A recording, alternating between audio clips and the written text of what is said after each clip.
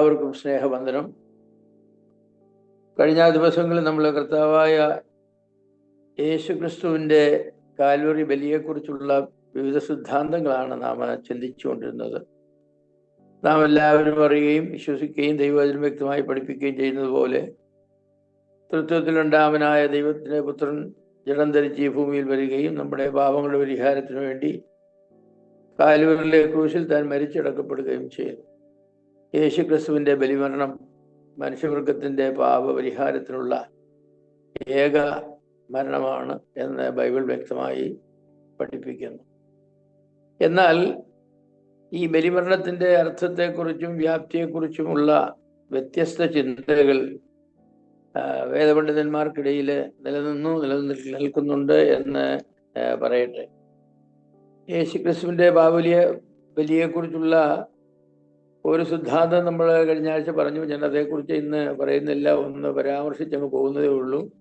അതായത് വീണ്ടെടുപ്പ് പോലെ കർത്താവായ യേശുക്രിസ്തു നൽകിയത് സാത്താനാണ് എന്ന ഒരു സിദ്ധാന്തം. അത് നമുക്ക് സ്വീകാര്യമായിരിക്കുന്ന ഒരു സിദ്ധാന്തമല്ല. ഓറിജിൻ എന്ന് പറഞ്ഞ ഒരു സഭാപിതാവാണ് ഈ സിദ്ധാന്തം മുന്നോട്ട് കൊണ്ടുവന്നത്. മനുഷ്യവർഗം സാത്താൻ അടിമയായി തീർന്നു, അല്ലെങ്കിൽ മനുഷ്യൻ സാത്താനെ തന്നെ വിറ്റുപോയി. ആ തൻ്റെ അധീനതയിൽ നിന്നും അവകാശത്തിൽ നിന്നും മനുഷ്യവർഗത്തെ വീണ്ടും രക്ഷിക്കണമെങ്കിൽ സാത്താൻ ആവശ്യപ്പെടുന്നതായിരിക്കുന്ന വില രക്ഷിക്കുവാൻ ആഗ്രഹിക്കുന്ന ആള് നമ്മുടെ കർത്താവായ യേശു ക്രിസ്തു കൊടുക്കേണ്ടത് ആവശ്യമായി വന്നു എന്നാണ് സിദ്ധാന്തം. എന്നാൽ ആ സിദ്ധാന്തം യാഥാസ്ഥിതരായിരിക്കുന്ന വിശ്വാസികൾ അംഗീകരിക്കുന്ന ഒരു സിദ്ധാന്തമല്ല. അതിനുള്ളതായിരിക്കുന്ന പ്രധാന കാരണങ്ങൾ നമ്മൾ ചൂണ്ടിക്കാണിച്ചു. ഒന്നാമത്, ദൈവവചനം അങ്ങനെ ഒരു സിദ്ധാന്തത്തെക്കുറിച്ച് പഠിപ്പിക്കുന്നില്ല. സാത്താന് വീണ്ടെടുപ്പ് വില നൽകി എന്നുള്ളതായിരിക്കുന്ന ഒരു സൂചന പുതിയ നിയമത്തിലോ പഴയ നിയമത്തിലോ ഒരിടത്തു പോലും നമുക്ക് കാണുവാനായിട്ട് കഴിയുകയില്ല. കൂടാതെ ക്രൂശ് മരണം സാത്താനുമായുള്ള ഒരു വിലപേശലാണ് എന്നാണ് ഈ സിദ്ധാന്തം അവകാശപ്പെടുന്നത്. അങ്ങനെ വിലപേശി കർത്താവായ യേശുക്രിസ്തുവിൻ്റെ മരണത്തിൽ അത് കൊണ്ടുവന്ന് ഉറപ്പിച്ചു. അങ്ങനെയുള്ള ആശയങ്ങളൊക്കെ വാസ്തവ വിരുദ്ധമാണ്. നമുക്കൊരു വിധത്തിലും സ്വീകരിക്കുവാനായിട്ട് കഴിയുന്ന ആശയങ്ങളല്ല. അതുപോലെ അവർ പറയുന്ന തന്ത്രത്തിലൂടെയും വചനയിലൂടെയും ദൈവം സാത്താനെ പരാജയപ്പെടുത്തിയെന്ന ആണ് അവർ പറയുന്നത്. അങ്ങനെയൊക്കെ വീണ്ടെടുപ്പ് വില തരാമെന്നൊക്കെ പറഞ്ഞാണ് കർത്താവായ യേശുക്രിസ്തു മരണത്തിന് പോയതെങ്കിലും വാസ്തവത്തിൽ വീണ്ടെടുപ്പ് വില കൊടുക്കുകയല്ല ചെയ്തത്. കർത്താവ് മരിച്ച് വീണ്ടും ഉയർക്കുക ആണ് ചെയ്തത്. അങ്ങനെ ഉയർത്തപ്പോൾ സാത്താൻ വിചാരിച്ചതായിരിക്കുന്ന പദ്ധതിയെല്ലാം ആകെ പരാജയപ്പെടുത്തി. കാരണം എന്താണ്? മരണത്തോടുകൂടെ ഇത് തീരുമെന്നാണ് വിചാരിച്ച കർത്താവിൻ്റെ ചരിത്രം. പക്ഷേ കർത്താവിൻ്റെ ചരിത്രം മരണത്തോടുകൂടെ തീർന്നില്ല. അത് സാത്താനെ ഒരു വലിയ ചതിവായിട്ട് തീർന്നു എന്ന് പറയുന്നവരുണ്ട്. അങ്ങനെ ദൈവം ചതിവ് ഒരിക്കലും ഒരു മാർഗമായി ഉപയോഗിക്കുന്നവനല്ല. അങ്ങനെ ഒരു ദൈവവചനം പഴയ നിയമത്തിലൊക്കെ മുന്നമേ പറഞ്ഞതാണ്. കർത്താവിൻ്റെ ഉയർപ്പിനെ കുറിച്ചും മറ്റും തിരുവെഴുത്തുകളിൻ പ്രകാരം മരിച്ചിറക്കപ്പെട്ട് തിരുവെഴുത്തുകളിൻ പ്രകാരം ഉയർത്തെഴുന്നേറ്റിരിക്കുന്ന യേശുക്രിസ്തു, അതാണ് സുവിശേഷം. തിരുവെഴുത്തുകളിൻ പ്രകാരമാണ് തൻ്റെ ജനനവും തൻ്റെ ജീവിതവും തൻ്റെ മരണവും തൻ്റെ ഉയർപ്പും എല്ലാം. ഇതിലൊന്നും യാതൊരു വിധമായിരിക്കുന്ന ചതിയും വഞ്ചനയും ഒന്നുമില്ല. അതുകൊണ്ട് ആ സിദ്ധാന്തം നമുക്ക് സ്വീകാര്യമല്ല എന്ന് ഞാൻ പറഞ്ഞു. രണ്ടാമതൊരു സിദ്ധാന്തം എന്ന് പറയുന്നത് സംക്ഷിപ്താവർത്തന സിദ്ധാന്തമാണ്. അതായത് ആദാം ജീവിക്കേണ്ടതിനും മരിക്കേണ്ടതിനും പകരം യേശുക്രിസ്തു മരിച്ചു. ഒരു പകര മരണമാണ്. റീകാപ്പിറ്റുലേഷൻ തിയറി എന്ന് പറയും. ആദാമിൻ്റെ ജീവിതത്തിൻ്റെ ആവർത്തനമാണ്. ജനനവും മരണവും എല്ലാം ആണ്. ഐറേനിയസ് എന്ന് പറഞ്ഞതായിരിക്കുന്ന ഒരു ആദിമ പണ്ഡിതനാണ് ഈ സിദ്ധാന്തം കൊണ്ടുവന്നത്. യേശുക്രിസ്തുവിൻ്റെ കാൽവരി മരണത്താൽ ദൈവത്തിൻ്റെ നിയമത്തെ, ന്യായത്തെ തൃപ്തിയാക്കി. അതുകൂടാതെ യേശുക്രിസ്തുവിൻ്റെ ജനനം മുതൽ മരണം വരെയുള്ള ജീവിതം എന്ന് പറയുന്നത് ആദാമ്യ ജീവിതത്തിന് പകരമുള്ള ഒരു ജീവിതമാണ്. ആദാം ജീവിക്കാൻ മറന്നുപോയ ഒരാളാണ്. ആദാമിനെ തോട്ടത്തിലാക്കി വെച്ച് വളരെ വേഗം തന്നെ പാപം ചെയ്തു. അതുകൊണ്ട് അവന് തൻ്റെ ജീവിതകാലത്ത് ആയുസ് മുഴുവനും ഒരു പാപിയായിട്ടാണ് ജീവിച്ചത്. അതുകൊണ്ട് ഒരു ആയുസ് മുഴുവൻ നീതിമാനായി ജീവിച്ച് പാപത്തിന് വേണ്ടി മരിക്കേണ്ടത് ആവശ്യമായിരുന്നു. അങ്ങനെ കർത്താവായ യേശുക്രിസ്തു ഒരു പുനരാവർത്തനം അല്ലെങ്കിൽ ഒരു ആവർത്തന ജനന മരണ മരിച്ചു എന്നാണ്. അങ്ങനെ ഒരു സിദ്ധാന്തം ബൈബിളിലെങ്ങും പഠിപ്പിക്കുന്നില്ല. മൂന്നാമതുള്ളത് നിയമപ്രകടന സിദ്ധാന്തമാണ്. നമ്മൾ പറഞ്ഞു ലത്തീൻ പിതാക്കന്മാരുടെ ആണ് ഇത് കൂടുതലും സ്വീകരിച്ചത്. അംബ്രോസ്, ഹിലാരി മുതലായിരിക്കുന്ന പിതാക്കന്മാരാണ് ഈ സിദ്ധാന്തം മുന്നോട്ട് കൊണ്ടുവന്നത്. അപ്പോൾ അവരെ പറഞ്ഞത് എന്താന്ന് ചോദിച്ചാൽ, പാപം എന്ന് പറയുന്നത് നിയമരാഹിത്യമാണ്, അധർമ്മമാണ്. അതുകൊണ്ട് പാപപരിഹാരത്തിന് നിയമപ്രകടനം ആവശ്യമാണ്. പാപം എന്ന് പറയുന്നത് നിയമരാഹിത്യമാണെങ്കിൽ രക്ഷയ്ക്ക് ആവശ്യമായിരിക്കുന്നത് നിയമാനുസരണമാണ്, നിയമപ്രകടനമാണ്. അതുകൊണ്ട് കർത്താവായ യേശു ക്രിസ്തു നിയമപ്രകടനം നടത്താനായിട്ടാണ് താൻ മരിച്ചത് എന്നാണ് അവർ പറയുന്നത്. അനിവാര്യം നിയമലംഘനത്തിന് നേരെ ദൈവത്തിന് കണ്ണടയ്ക്കുവാൻ കഴിയുകയില്ല. പാപത്തിന്റെ ശമ്പളം മരണമത്ര എന്ന പ്രമാണം മനുഷ്യൻ പാപം ചെയ്യുന്നതിന് മുൻപ് തന്നെ ദൈവം നിയമിച്ച ഒരു പ്രമാണമാണ്. അതുകൊണ്ട് കർത്താവായ യേശു ക്രിസ്തു അത് ആ ദൈവം വെച്ചതായിരിക്കുന്ന നിയമത്തെ പ്രകടിപ്പിക്കാനായിട്ട് താൻ മരിച്ചു എന്നാണ്. ദാനിയേലിനെ സിംഹക്കുഴിയിൽ ഇടാൻ രാജാവ് ഒട്ടും തന്നെ ആഗ്രഹിച്ചില്ല, പക്ഷെ ഒരു നിയമം പാസ്സാക്കി പോയി. അതുകൊണ്ട് ആ നിയമത്തെ പ്രകടിപ്പെടുത്താനായിട്ട് ദാനിയേലിനെ സിംഹക്കുഴിയിൽ ഇടേണ്ടത് ആവശ്യമായി വന്നു. എന്നാൽ രാജാവ് രാത്രി ഉറങ്ങിയില്ല.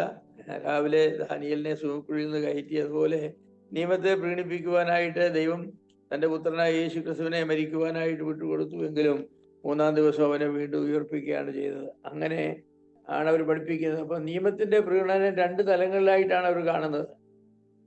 ഒന്ന് സജീവ തലത്തില്, രണ്ടാമത് നിഷ്ക്രിയ തലത്തിൽ. സജീവ തലം എന്ന് പറയുമ്പോൾ കർത്താവായ യേശു ക്രിസ്തുവിന്റെ ജീവിതകാലം മുഴുവനും സജീവമായ നിലയിൽ താന് ജീവിച്ച് നിയമത്തെ താൻ ആ നിലയിൽ പ്രകടനം ചെയ്തു.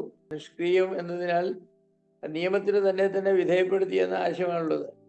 നിയമത്തിന് മീതെയല്ല, താൻ ആ നിയമത്തിന് തന്നെ വിധേയപ്പെടുത്തി. അങ്ങനെ നിയമം കർത്താവിന്റെ മേൽ തന്റെ അധികാരം നടത്തി എന്നുള്ളതാണ്. ഈ സിദ്ധാന്തത്തിനുള്ള ന്യൂനതകള് ദൈവത്തിന്റെ വ്യക്തിത്വത്തിനോ സ്വഭാവത്തിനോ പ്രാധാന്യം നൽകാതെ നിയമത്തിന് പ്രാധാന്യം നൽകുന്നതായിരിക്കും ഒരു സിദ്ധാന്തമാണ്. കർത്താവായ യേശു ക്രിസ്തുവിനോ അല്ലെങ്കിൽ ദൈവത്തിനോ ദൈവത്തിന്റെ സ്വഭാവത്തിനോ ഒന്നുമല്ല, ഇത് നിയമത്തിന്റെ സ്വഭാവം.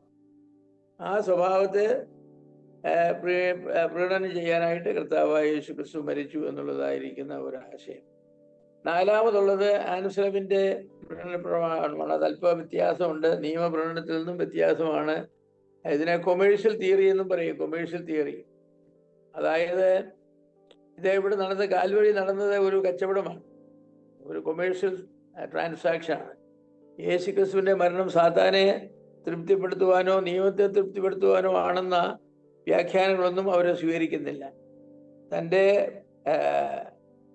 അതായത് ആൻസലമിന്റെ പ്രശസ്തമായിരിക്കുന്ന ഗ്രന്ഥം കർ ഡിയൂസ് ഹോമോ, ആ പുസ്തകത്തിൽ താൻ പറഞ്ഞത് പാപം കൊള്ളയടിച്ച ദൈവമഹത്വത്തെ ക്രിസ്തുവിന്റെ മരണം തൃപ്തിപ്പെടുത്തുക വഴി മനുഷ്യവർഗത്തിന് രക്ഷ നൽകുവാനായിട്ട് സാധിച്ചു എന്നാണ്. പാപം ചെയ്തത് എന്താണ്? ദൈവത്തിന്റെ മഹത്വത്തെ കൊള്ളയടിക്കുകയാണ് ചെയ്തത്, ദൈവത്തിന്റെ മഹത്വത്തെ മോഷ്ടിക്കുകയാണ് ചെയ്തത്.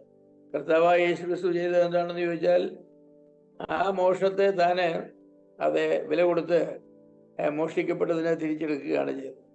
അപ്പോ തിരുവചനത്തെ അടിസ്ഥാനമായി കരുതിയ ആൻസലം തൻ്റെ എല്ലാ ടീച്ചിങ്സിനും വചനമാണ് അടിസ്ഥാനമെന്ന് പറഞ്ഞതായിരിക്കുന്ന ആളാണെങ്കിലും തനിക്കുള്ള ഒരു ബലഹീനത എന്താണെന്ന് ചോദിച്ചാൽ യുക്തിക്ക് നിരക്കാത്തതായിരിക്കുന്ന കാര്യങ്ങൾ താൻ അംഗീകരിക്കുമായിരുന്നില്ല.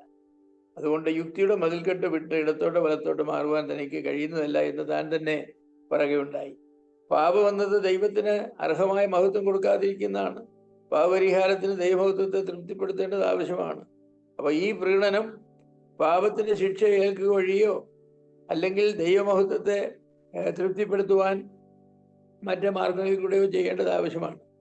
അപ്പോ ദൈവം എന്താ ചെയ്തത്? കരുണയുള്ള ദൈവം പാപിയെ ശിക്ഷിക്കുന്നതിന് പകരം ദൈവമഹത്വത്തെ തൃപ്തിപ്പെടുത്തുവാനാണ് തീരുമാനിച്ചത്. കർത്താവായ യേശു ക്രിസ്തുവിന്റെ ജീവിതവും കാൽവരിയിലെ മരണവും ആ ദൈവത്തിന്റെ മഹത്വത്തെ തൃപ്തിപ്പെടുത്തി. അതുകൊണ്ട് മനുഷ്യവർഗത്തോട് കരുണ കാണിക്കാനായിട്ട് ദൈവത്തിന് യാതൊരു പ്രയാസവുമില്ല. എന്നാൽ പാപരഹിതനായ ക്രിസ്തുവിന് കഷ്ടം അനുഭവിക്കുകയോ മരിക്കുകയോ ചെയ്യുവാൻ ആവശ്യമില്ല. അങ്ങനൊരു ആവശ്യം ഉണ്ടായിരുന്നില്ല. താൻ തൻ്റെതായിരിക്കുന്ന യാതൊരു പാപവും മരണത്തിന് വേണ്ടി ഉണ്ടായിരുന്നില്ല. മനുഷ്യവർഗത്തിന്റെ പാപം ഏറ്റെടുത്താണ് മരിച്ചത്. അതൊരു പകരമരണമായിട്ടാണ് ഇരിക്കുന്നത്. അപ്പോ കർത്താവായ യേശു ക്രിസ്തുവിന്റെ മരണത്തിന്റെ സ്വഭാവത്തെ ശരിക്കും സത്യസന്ധമായി പ്രദാനം ചെയ്യുന്ന ഒരു തിയറിയല്ല ഈ തിയറി എന്ന് പറയുന്നത്. അത് ഒരു പുണ്യത്തിന്റെ അടിസ്ഥാനത്തിലാണ് പാപമോചനവും ഭാവി അനുഗ്രഹങ്ങളും സുവിശേഷം അനുസരിക്കുന്നവർ ജീവിക്കുന്നത് കൊണ്ടല്ല എന്ന് വരുന്നു എന്നതാണ് ഇതിന്റെ ഒരു പ്രധാനമായിരിക്കുന്ന ദോഷം. യേശു ക്രിസ്തുവിന്റെ പാപപരിഹാര യാഗത്തെക്കുറിച്ചുള്ള ഒരു സമ്പൂർണ്ണ വിവരണം നൽകുവാൻ ആദ്യമായി ശ്രമിച്ചത് ആൻസലമാണ്. പല മേഖലകളിലും തന്റെ നിരീക്ഷണങ്ങളൊക്കെ നന്നായിരുന്നെങ്കിലും തനിക്കും ദൈവവചനത്തോട് നീതി പുലർത്തുവാൻ ഇക്കാര്യത്തിൽ കഴിഞ്ഞില്ല. പാപത്തെ ദൈവമഹത്വത്തോട് മാത്രം ബന്ധപ്പെടുത്തുക വഴി ദൈവനീതി ആവശ്യപ്പെടുന്ന പാപപരിഹാര ബലി അനിവാര്യമാണ് എന്ന് സ്ഥാപിക്കുവാൻ സിദ്ധാന്തത്തിന് കഴിയുന്നില്ല. കാരണം ഇവിടെ പാപം എന്നൊക്കെ അവർ പറയുന്നത് ദൈവത്തിന്റെ മഹത്വത്തെ മാത്രമേ ഹനിച്ചുള്ളൂ, ദൈവത്തിന്റെ നീതിയൊന്നും ഹനിച്ചില്ല. അതുകൊണ്ട് ദൈവത്തെ മഹത്വപ്പെടുത്തുവാനായിട്ട് കർത്താവായ യേശു ക്രിസ്തു ജീവിച്ചു, ദൈവത്തെ മഹത്വപ്പെടുത്തുവാനായിട്ട് കർത്താവ് മരിച്ചു. അപ്പോൾ ആ പ്രശ്നം അങ്ങ് തീർന്നു. അല്ലാതെ ഒരു നീതിയുടെ പ്രശ്നമൊന്നും ഇവിടെ ഇല്ല, ദൈവത്തിന്റെ നീതിയെ തൃപ്തിപ്പെടുത്താൻ വേണ്ടി ഒന്നുമല്ല. അപ്പൊ മനുഷ്യവർഗം പിതാവിനെ മഹത്വം കൊടുക്കുവാൻ പരാജയപ്പെട്ടപ്പോൾ അവർക്ക് വേണ്ടി ദൈവത്തെ മഹത്വപ്പെടുത്തുന്ന ഒരു പുണ്യപ്രവൃത്തിയായിട്ട് മാത്രമാണ് കർത്താവായ യേശു ക്രിസ്തു ജീവിച്ചതും മരിച്ചതും. അതിനപ്പുറത്ത് അതിനൊരു പ്രാധാന്യമില്ല എന്ന് ആൻസലം പഠിപ്പിക്കുകയുണ്ടായി. അപ്പോൾ ആ തിയറിയും ദൈവജനത്തിന്റെ ഉപദേശത്തോട് നീതി പുലർത്തുന്ന ഒരു തിയറിയല്ല. അഞ്ചാമതുള്ള ഒരു തിയറി എന്ന് പറയുന്നത് ധാർമ്മിക സ്വാധീനതാ സിദ്ധാന്തമാണ്, മോറൽ ഇൻഫ്ലുവൻസ് തിയറി. ഇത് എബലാഡ് എന്ന് പറയുന്നതായിരിക്കുന്ന ഒരാളാണ്. ആൻസലത്തിന്റെ സിദ്ധാന്തത്തിനെതിരെയാണ് അദ്ദേഹം അത് കൊണ്ടുവന്നത്. പിൽക്കാലത്ത് വളരെയധികം ആളുകളെ ഈ സിദ്ധാന്തം സ്വാധീനിച്ചിട്ടുണ്ട്, ഇന്നും സ്വാധീനിച്ചുകൊണ്ടിരിക്കുന്നത്. പറയുന്നത് എന്താണെന്ന് ചോദിച്ചാൽ, കർത്താവായ യേശു ക്രിസ്തുവിന്റെ കാൽവരിലെ മരണമെന്ന് പറയുന്നത് ദൈവനീതിയോ മനുഷ്യന്റെ പാപത്തെയോ ഒന്നും സംബന്ധിക്കുന്നതല്ല, പിന്നെന്താണ്, ഒരു മോറൽ ഇൻഫ്ലുവൻസ്, മനുഷ്യവർഗത്തെ ധാർമ്മികമായി സ്വാധീനിക്കുവാൻ വേണ്ടിയാണ് കർത്താവായ യേശു ക്രിസ്തു മരിച്ചത്. ദൈവത്തിന്റെ സ്വഭാവത്തിൽ ഭാവിയായ മനുഷ്യനെ തൃപ്തിപ്പെടുത്തുവാൻ ആവശ്യമായ യാതൊന്നും ഘടകവുമില്ല. മനുഷ്യവർഗത്തോടുള്ള ദൈവത്തിന്റെ സ്നേഹത്തെ പ്രകടിപ്പിക്കാനാണ് പുത്രൻ മരിച്ചത്, അത്രയേ ഉള്ളൂ. ഞാൻ നിങ്ങളെ സ്നേഹിക്കുന്നു എന്ന് ദൈവം ലോകത്തോട് പറയുവാൻ ആഗ്രഹിക്കുന്നു. അതിനുള്ള ഏറ്റവും നല്ല പ്രകടനമായിട്ട് ദൈവം കണ്ടത് കർത്താവായ യേശു ക്രിസ്തുവിന്റെ കാൽവരിയിലെ മരണമാണ്. ആ മരണത്താൽ ഞാൻ നിങ്ങളെ സ്നേഹിക്കുന്നു എന്ന സത്യം, ഇത്രത്തോളം നിങ്ങൾക്ക് വേണ്ടി മരിക്കുവാൻ പോലും എനിക്ക് നിങ്ങളോട് സ്നേഹമാണ്, അല്ലെ മരിക്കത്തക്ക സ്നേഹമാണ് എന്ന് കർത്താവായ യേശു ക്രിസ്തുവിന്റെ മരണത്തിലൂടെ അങ്ങനെ പറഞ്ഞു. ക്രൂശിൽ പ്രകടമാക്കപ്പെട്ട സ്നേഹത്താൽ ആകർഷിക്കപ്പെട്ട് തങ്ങളുടെ വ്യക്തിപരമായ പാപങ്ങളെക്കുറിച്ച് അനുതാപത്തോടെ ദൈവത്തിന്റെ അടുക്കലേക്ക് വരിക, അതാണ് രക്ഷയെന്ന് പറയുന്നത്. അതാണ് ദൈവം എന്നെ ഇത്രയധികം സ്നേഹിച്ചെങ്കിൽ ഞാൻ ഇനി പാപത്തെ സ്നേഹിക്കാമോ? ഒരിക്കലുമില്ല. ദൈവം ഇത്രയധികം സ്നേഹിച്ചു, ദൈവം സ്നേഹിച്ച് ദൈവത്തിന്റെ പുത്രനെ തന്നു. കർത്താവ് എന്നെ എത്രയധികം സ്നേഹിച്ച് എനിക്ക് വേണ്ടി മരിച്ചു. അങ്ങനെയെങ്കിൽ ഞാൻ ഇനിയും പാപത്തെ സ്നേഹിക്കില്ല. ഞാൻ ചെയ്തു പോയ പാപങ്ങളൊക്കെ ദൈവത്തോട് പറഞ്ഞിട്ട് ഇനി ഞാൻ പാപത്തെ സ്നേഹിക്കില്ല, യേശുവിനെ സ്നേഹിച്ചു കൊള്ളാം എന്ന് പറയുന്നതാണ് രക്ഷ എന്ന് പറയുന്നത്. അതാണ് ഈ സിദ്ധാന്തക്കാർ പറയുന്നത്. ഇന്നും അനേകർ അംഗീകരിക്കുന്ന ഒരു സിദ്ധാന്തമാണ്. കാരണം യേശു ക്രിസ്തു പാപത്തിന് വേണ്ടി മരിച്ചെന്നും പാപത്തിന് ശിക്ഷ മരണമാണെന്നും ഒക്കെ പറയുന്നത് അവർക്ക് അങ്ങോട്ട് സ്വീകാര്യമല്ല, സ്വീകരിക്കാനായിട്ട് വയ്യ. എന്നാൽ യേശു ക്രിസ്തു നമ്മളുടെ സ്നേഹത്തെ കാണിക്കാൻ വേണ്ടി മരിച്ചെന്ന് പറഞ്ഞാൽ അത് നല്ലൊരു കാര്യമല്ലേ? മനുഷ്യവർഗത്തോടുള്ള സ്നേഹത്തെ കാണിക്കാനായിട്ട് യേശു ക്രിസ്തു മരിച്ചു. അപ്പോൾ അങ്ങനെ യേശു നമ്മളോടുള്ള തന്റെ സ്നേഹം നിമിത്തം മരിച്ചെങ്കിൽ നാം ഇനി ഒരു കാരണവശാലും പാപം ചെയ്യാനായിട്ട് പാടില്ല. നാം അതിന് പകരം എന്ത് ചെയ്യണം? ദൈവത്തെ സ്നേഹിക്കുകയാണ് വേണ്ടത്. അല്ലാതെ ഒരു അനുതാപമോ അനുസാന്തരമോ അങ്ങനെയുള്ള ഒരു യേശുവിനെ രക്ഷിതമായി സ്വീകരിക്കുകയോ ഇങ്ങനെയുള്ള ആശയങ്ങളൊന്നും ഇല്ല. ഒരു അനുതാപം മാത്രം മതിയാകും, അതിനപ്പുറത്തൊന്നും വേണ്ട. അപ്പൊ യേശു ക്രിസ്തുവിന്റെ മരണത്തെക്കുറിച്ച് ബൈബിൾ വചനം പഠിപ്പിക്കുന്ന അടിസ്ഥാന സത്യങ്ങളായ പാപപരിഹാര ബലി, പ്രതിപക്ഷയാഗം, ദൈവനീതിയുടെ പ്രകടനം, വീണ്ടെടുപ്പ്, ഇതിനെല്ലാം നിഷേധിക്കുന്ന ഒരു സിദ്ധാന്തമാണിത്.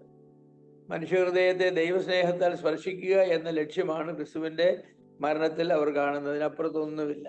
ദൈവസ്നേഹത്താൽ മനുഷ്യഹൃദയത്തെ സ്പർശിക്കുക. അതെ, നമ്മളങ്ങനെ പറയാറുണ്ടല്ലോ, അയ്യോ എനിക്ക് വേണ്ടി ആ മനുഷ്യൻ മരിച്ചത്, അപ്പോൾ ആ മനുഷ്യന്റെ സ്നേഹം എൻ്റെ ഹൃദയത്തെ സ്പർശിച്ചു, ഞാനിനി ആ മനുഷ്യന്റെ വീട്ടുകാർക്ക് വേണ്ടി ജീവിക്കുന്നതാണ്, ഞാനിനി ആ മനുഷ്യനെ കിട്ടിക്കൊണ്ടിരുന്ന ശമ്പളം ഞാൻ മാസാമാസം അദ്ദേഹത്തിന്റെ ഭാര്യയ്ക്കും മക്കൾക്കും കൊടുക്കുന്നതാണ്. അത്രയധികം അദ്ദേഹം എന്നെ സ്നേഹിച്ചാണ് മരിച്ചത് എന്നൊക്കെ പറയുന്നത് പോലെ നമ്മളും ഇനിയിപ്പോൾ എന്താണ്, അയ്യോ ഇനി ഞാൻ പാപത്തെ ഒന്നും സ്നേഹിക്കില്ല, അതിന് പകരം ഞാൻ ദൈവത്തിന് ഇഷ്ടമുള്ള എന്തെങ്കിലുമൊക്കെ ചെയ്തൊക്കെ എൻ്റെ കാലം കഴിച്ചുകൊള്ളാം എന്ന് പറയുന്നതായിരിക്കുന്ന ഒരു സിദ്ധാന്തമാണത്. കേട്ടാൽ വളരെ നല്ലതാണ്, എനിക്കും വളരെ ഇഷ്ടവുമാണ്. പക്ഷേ പാപത്തിന്റെ സ്വഭാവം എന്താണെന്നോ, ദൈവം പാപത്തെ വെറുക്കുന്നുവെന്നോ, പാപത്തിന്റെ ശമ്പളം മരണമാണെന്നോ, പാപത്തിൽ നിന്ന് വീണ്ടെടുക്കണമെങ്കിൽ രക്തച്ചൊരിച്ചിൽ കൂടാതെ സാധിക്കില്ലെന്നും, പാപിക്ക് പകരം ഒരു പകരമരണം വേണമെന്നും, ആ പകരമരണം പാപമില്ലാത്ത ഒരാളുടെ മരണമായിരിക്കണമെന്നും, പാപത്തെ പരാജയപ്പെടുത്തിയ ഒരാൾക്ക് മരിക്കാൻ യോഗ്യതയുള്ളൂ എന്നും ഒക്കെയുള്ള സത്യങ്ങള് ഒന്നും ഈ സിദ്ധാന്തങ്ങളിൽ ഒന്നും ഇല്ലെന്നുള്ളതാണ് അതിന്റെ വലിയ സങ്കടകരമായ കാര്യം. ആറാമത് സമാനമായ വേറൊരു സിദ്ധാന്തം, മാതൃകാ സിദ്ധാന്തം എന്നാ പറയുന്നത്. ഇത് മോറൽ ഇൻഫ്ലുവൻസ് ആണ്. കർത്താവായ യേശു ക്രിസ്തുവിന്റെ മരണം കൊണ്ട് നമ്മളെ ധാർമ്മികമായി മാനസികമായി സ്വാധീനിച്ചു എന്നാണ് ഈ ധാർമ്മിക പാപപരിഹാര സിദ്ധാന്തം പറഞ്ഞത്. എന്നാൽ ഇപ്പൊ പറയുന്ന സിദ്ധാന്തം എന്ന് പറഞ്ഞാൽ അത് അല്പം കൂടെ വെച്ച് സൊസീനിയൻസ് എന്ന് പറയുന്ന കൂട്ടം ആളുകളാണ് ഈ സിദ്ധാന്തത്തിന്റെ വക്താക്കള്. അവര് പറയുന്നത് എന്താന്ന് ചോദിച്ചാൽ യേശുക്രിസ്തുവിന്റെ കാൽവരി യാഗം പാപപരിഹാരാർത്ഥമുള്ള പ്രതിപുരുഷ യാഗം അല്ല. പിന്നെ എന്താണ് അത്? ദൈവത്തെ പ്രസാദിപ്പിക്കുക എന്നുള്ളതുമല്ല, നമ്മൾക്കൊരു മാതൃകയാണ്. ഒരു മനുഷ്യൻ എങ്ങനെയാണ് ദൈവത്തിന് ഇഷ്ടമുള്ള നിലയിൽ ജീവിക്കുന്നത്, വേണ്ടി വന്നാൽ ദൈവത്തെ പ്രസാദിപ്പിക്കാനായിട്ട് നമ്മളൊരു മാതൃകാ മരണം കൂടെ വരിക്കേണ്ടത് ആവശ്യമാണ്. അപ്പോൾ ഈ സിദ്ധാന്തം അനുസരിച്ച് യേശു ക്രിസ്തുവിന്റെ മരണവും പാപിയുടെ രക്ഷയും തമ്മിൽ നേരിട്ടുള്ള ബന്ധമൊന്നുമില്ല. പിന്നെ ഒരു നല്ല മോഡലാണ്, നമ്മൾ പറയുക ഒരു നല്ല മാതൃകയാണ്. കർത്താവിനെ നോക്ക്, കർത്താവിനെ നോക്കുക. പാപികളെ സ്നേഹിച്ചിട്ട് കർത്താവ് എന്താ ചെയ്തത്? നമുക്കൊരു മാതൃക തന്നു. നമ്മൾ മറ്റുള്ളവരെ സ്നേഹിച്ച് മരിക്കാൻ തക്കവണ്ണം തയ്യാറാകണം. നമ്മൾ അവിടെ വരെയാണ് പോകേണ്ടത്. നമ്മൾ മറ്റുള്ളവർക്ക് വേണ്ടി മരിക്കാൻ പോലും നമ്മൾ തയ്യാറാകണം. അവിടെ വരെ നമ്മൾ പോകണം. ആ മാതൃകയാണുള്ളത്. കർത്താവ് അങ്ങനെയാ ചെയ്തത്. കർത്താവിന്റെ മാതൃക ഏതാണ്? താൻ നമ്മെ ജീവൻ തന്ന് സ്നേഹിച്ചാണ് നമ്മെ സ്നേഹിച്ചത്. നാമും അങ്ങനെ തന്നെ ചെയ്യണം. അങ്ങനെ ഉണ്ടല്ലോ വാക്യം, നാം സഹോദരന്മാർക്ക് വേണ്ടി ജീവൻ വെച്ചു കൊടുക്കേണ്ടതാകുന്നുവെന്ന്.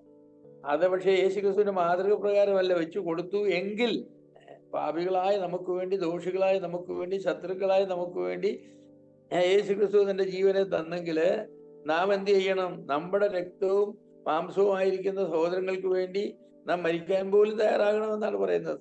യേശുക്രിസ്തുവിന്റെ മാതൃകയല്ല. യേശുക്രിസ്തു നമ്മൾക്ക് ചെയ്യാൻ കടപ്പെടാത്തൊരു കാര്യം ചെയ്തെങ്കിൽ ചെയ്യാൻ കടപ്പെട്ട ഒരു കാര്യം നാം എത്രയധികം മനസ്സോട് ചെയ്യണം എന്ന് മാത്രമാണ് പറഞ്ഞിട്ടുള്ളത്. അപ്പൊ ഈ സിദ്ധാന്തമൊക്കെ ദൈവവചനം പഠിപ്പിക്കുന്നതായിരിക്കുന്ന കർത്താവായ യേശുക്രിസ്തുവിന്റെ കാൽവരിയിലെ ബലി നമ്മുടെ പകരമരണമായിരുന്നുവെന്നും പാപത്തിന്റെ ശിക്ഷയാണ് യേശുക്രിസ്തു ഏറ്റെടുത്തതെന്നും അത് ആ മരണം വഴി നമ്മുടെ പാപത്തിന്റെ പരിഹാരം കർത്താവായ യേശുക്രിസ്തുവിന്റെ മരണ അടക്ക പുനരുത്ഥാനങ്ങൾ ഉണ്ട് എന്നുള്ളതായിരിക്കുന്ന യാഥാർത്ഥ്യം ഒക്കെ തള്ളിക്കളഞ്ഞിട്ടുള്ളതായിരിക്കുന്ന സിദ്ധാന്തങ്ങളാണ് ഇങ്ങനെയുള്ളതായിരിക്കുന്ന സിദ്ധാന്തം. പിന്നെ ഏഴാമതൊരു സിദ്ധാന്തം എന്ന് പറയുന്നത് ഗവൺമെന്റൽ സിദ്ധാന്തം എന്നാണ്. Governmental theory. ഗ്രോട്ടിയസ് എന്ന് പറഞ്ഞ ഒരു മനുഷ്യനാണ്. അദ്ദേഹം 1583 മുതൽ 1645 വരെ ജീവിച്ചിരുന്ന ഒരു മനുഷ്യനാണ്. നവീകരണ ഉപദേശത്തിനും സുസീനിയക്കാരുടെ ചിന്താഗതിക്കും മധ്യേയുള്ള ഒരു ചിന്താഗതിയാണിത്. അതായത് ദൈവത്തിന്റെ സകല നിയമങ്ങളും അനുസരിച്ചെങ്കിലേ ദൈവനീതി തൃപ്തിയാകുകയുള്ളൂ എന്ന ആശയം അവർ സ്വീകരിക്കുന്നില്ല. അങ്ങനെ ഒരു ആശയമില്ല. ദൈവത്തിന്റെ സകല നീതിയില്ല. ന്യായപ്രമാണവും നിയമവും ദൈവത്തിന്റെ പ്രകടനം മാത്രമാണ്, ദൈവഹിതത്തിന്റെ പ്രകടനം മാത്രമാണെന്നും ദൈവത്തിന്റെ ഇച്ഛയ്ക്കനുസരിച്ച് അവയെ മാറ്റുവാനും പരിഷ്കരിക്കുവാനും കഴിയുമെന്നും ഈ സിദ്ധാന്തത്തിന്റെ വക്താക്കൾ പഠിപ്പിക്കുന്നു. പറഞ്ഞാൽ പഴയ നിയമത്തിൽ ദൈവം ഇസ്രയേലിന് കുറെ പ്രമാണങ്ങൾ കൊടുത്തു. പക്ഷെ ദൈവത്തിന് വേണമെങ്കിൽ ആ പ്രമാണങ്ങളെല്ലാം മാറ്റാമായിരുന്നു. ഏത് പ്രമാണവും മാറ്റാമായിരുന്നു. ഒരു പ്രമാണവും ആത്യന്തികമല്ല. പ്രമാണങ്ങൾ എന്നൊക്കെ പറയുന്നത് ദൈവത്തിന്റെ ഇഷ്ടത്തിന്റെ ഒരു പ്രകടനമാണ്. ഒരു മനുഷ്യന് കാപ്പി ഇഷ്ടമുള്ളപ്പോൾ കാപ്പി കുറച്ച് കഴിഞ്ഞപ്പോൾ പറഞ്ഞേക്ക് ചായ മതി എന്ന് പറഞ്ഞു. തനിക്ക് അതിന്റെ ഇഷ്ടം മാറ്റാനുള്ള അനുവാദമുണ്ട്. അതുപോലെ വിഗ്രഹാരാധന ചെയ്തെന്ന് ദൈവം ഒരിക്കലും ഇഷ്ടമായെങ്കിൽ വേണേ പറയാം, കുഞ്ഞുങ്ങളെ വിഗ്രഹാരാധനയൊക്കെ ചെയ്തോളൂ എന്ന് പറയാം. അതെ, രക്തം ഭക്ഷിക്കരുതെന്ന് ഒരിക്കൽ പറഞ്ഞെങ്കിൽ ദൈവത്തിന് വേണമെങ്കിൽ രക്തമോ എന്ത് വേണമെങ്കിൽ നിങ്ങൾ ഭക്ഷിച്ചു, അതിന് എനിക്ക് വിരോധമൊന്നുമില്ല, എന്ത് വേണമെങ്കിൽ പറയാം. അല്ല, ദൈവത്തിന്റെ ഈ ന്യായപ്രമാണം എന്നൊക്കെ പറയുന്നത് ഇതൊന്നും ധാർമ്മിക നിയമങ്ങളൊന്നും അല്ല, ദൈവത്തിന്റെ ഇഷ്ടം മാത്രമാണ്. ദൈവത്തിന്റെ ഇഷ്ടമാണ്. അതുകൊണ്ട് പ്രായശ്ചിത്തമെന്നോ മാനസാന്തരമെന്നോ ഒന്നും പറയുന്നത് നമുക്ക് ആവശ്യമില്ല. ദൈവം അതാത് സമയത്ത് നമ്മോട് പറഞ്ഞിട്ടുള്ള കാര്യങ്ങളൊക്കെ ചെയ്യാൻ നോക്കുക എന്നുള്ളതേ ഉള്ളൂ.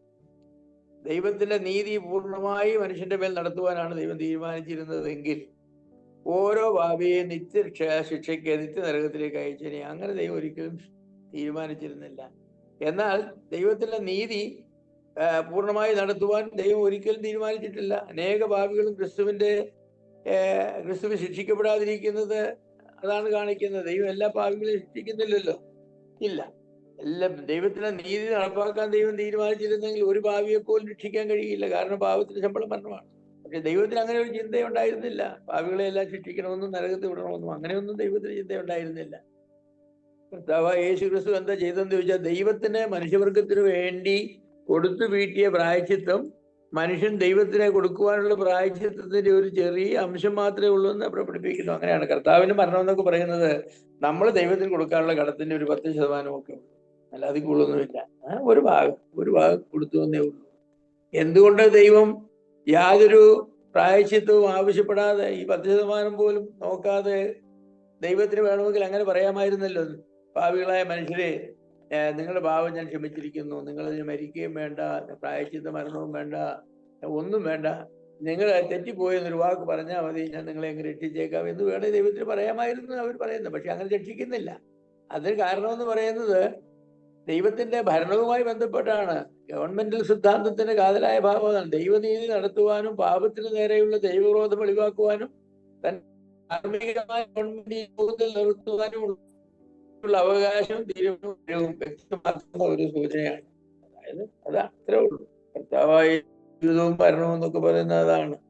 പിതാവായ ദൈവത്തിന്റെ നീതിയും ദൈവത്തിന്റെ ഇഷ്ടവും ദൈവത്തിന്റെ ഭരണവും ഈ ഭൂമി നടത്തണം. അതിപ്പോ പുത്രൻ തമ്പുരാനെ അതിന്റെ മേൽ ശിക്ഷ അല്ലെങ്കിൽ ദൈവത്തിന്റെ നീതിയുടെ നടത്തിപ്പൊക്കെ കാണിക്കുന്ന എന്താണ്? ദൈവത്തിന് അതിനുള്ള അധികാരമുണ്ടെന്നും ദൈവത്തിന് അതിനുള്ള കഴിവുണ്ടെന്നുമാണ്. അപ്പുറത്തേക്ക് അതിനെപ്പറ്റി ഒന്നുമില്ല. അതാണ് ഗ്രോട്ടിയസ് പറഞ്ഞത്.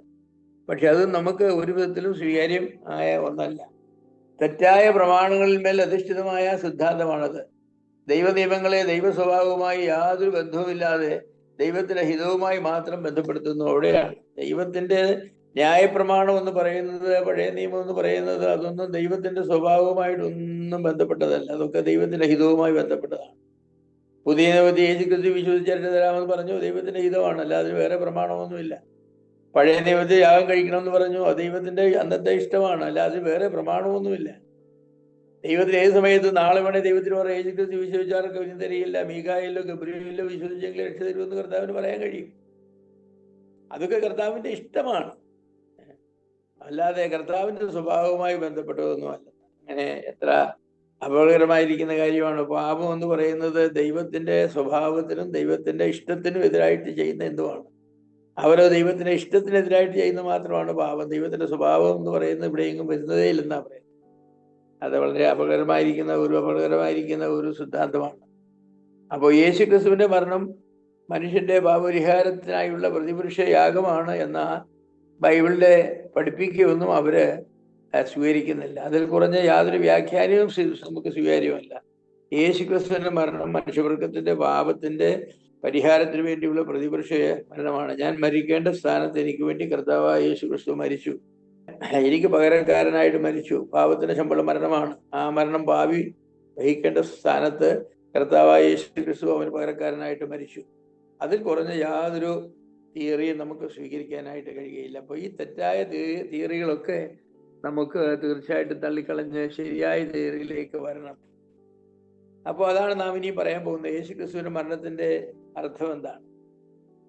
ബൈബിൾ ഗൗരവമായി എടുക്കുന്ന ഏതൊരു വ്യക്തിക്കും അതിലെ ഏറ്റവും പ്രധാനപ്പെട്ട സംഭവം യേശു ക്രിസ്തുവിന്റെ മരണമാണെന്ന് ഗ്രഹിക്കുവാൻ യാതൊരു പ്രയാസവുമില്ല. ബൈബിൾ പഴയ പുതിയ നിയമങ്ങൾ ഗൗരവമായി ദൈവത്തിന്റെ വചനമാണെന്ന് വിശ്വസിച്ചുകൊണ്ട് അത് പഠിക്കുന്ന ഏതൊരു വ്യക്തിയും കടന്നു വരുന്ന ഒരു കൺക്ലൂഷൻ എന്ന് പറഞ്ഞാൽ ഈ ബൈബിളിലെ ഈ പ്രപഞ്ചത്തിലെ ഏറ്റവും പ്രധാനപ്പെട്ടതായിരിക്കുന്ന സംഭവം കർത്താവായ യേശു ക്രിസ്തുവിന്റെ മനുഷ്യവർഗത്തെ രക്ഷിക്കുവാനുള്ള പാപപരിഹാര ബലിയാണ്. അത് കാണാൻ കഴിയാത്തവരൊന്നും കണ്ടില്ലെന്ന് ഞാൻ പറയുന്നത്. ദൈവവും മനുഷ്യനുമായുള്ള ബന്ധത്തെ നിർണയിക്കുന്ന ഈ നിസ്തുല്യ സ്വഭാവം ദൈവദൃഷ്ടിയിലും ഏറ്റവും പ്രധാനപ്പെട്ട സംഭവം തന്നെയാണ്. അതായത് ഒരു മനുഷ്യൻ പാപം ചെയ്ത മനുഷ്യനെ ദൈവവുമായിട്ട് വീണ്ടും ബന്ധപ്പെടുത്തണമെങ്കിൽ, ദൈവമുൻപാകെ അവന് സ്വീകാര്യത വരണമെങ്കിൽ, ദൈവവുമായി അവൻ നിരപ്പ് പ്രാപിക്കണമെങ്കിൽ കർത്താവായ യേശു ക്രിസ്തുവിന്റെ കാൽവരി ബലിയല്ലാതെ വേറെ യാതൊരു മാർഗവുമില്ല. അതാണ് വിശുദ്ധ ബൈബിൾ പഠിപ്പിക്കുന്നത്. അത് ബൈബിളിന്റെ വ്യക്തമായിരിക്കുന്ന പഠിപ്പിക്കലാണ്. അത് തള്ളിക്കളയുക എന്ന് പറഞ്ഞാൽ ഭയങ്കരമായിരിക്കുന്ന പാപമാണ് ചെയ്യുന്നത്. അപ്പൊ ഇത്ര പ്രാധാന്യമുള്ള ഈ വിഷയത്തിൽ വരുത്തുന്ന ഏത് തെറ്റും അക്ഷന്തവ്യമാണ്. തിരുവചനത്തിലെ എല്ലാ ഉപദേശങ്ങളുടെയും അടിസ്ഥാനം യേശു ക്രിസ്തുവിന്റെ മരണമാണ്. എല്ലാ ഉപദേശങ്ങളുടെയും അടിസ്ഥാനം അതാണ്. എല്ലാ ദുരുപദേശ സംഘടനകളുടെയും ഒരു പ്രത്യേകത അവരൊക്കെയും യേശു ക്രിസ്തുവിന്റെ മരണത്തെക്കുറിച്ച് തെറ്റായിട്ട് പഠിപ്പിക്കുന്നു എന്നുള്ളതാണ്. ഒരു ഉപദേശം ശരിയാണോ അല്ലയോ എന്ന് അറിയണമെങ്കിൽ യേശു ക്രിസ്തുവിനെ കുറിച്ചുള്ള ഉപദേശം എന്താ പറയുന്നത്? അതുകൊണ്ടാണല്ലോ കർത്താവായ യേശു ക്രിസ്തുവിനെ കുറിച്ചുള്ള ഉപദേശമായിട്ടല്ലാതെ ആരെങ്കിലും വന്നാൽ അവരെ സ്വീകരിക്കരുതെന്ന് പറയുന്നത്.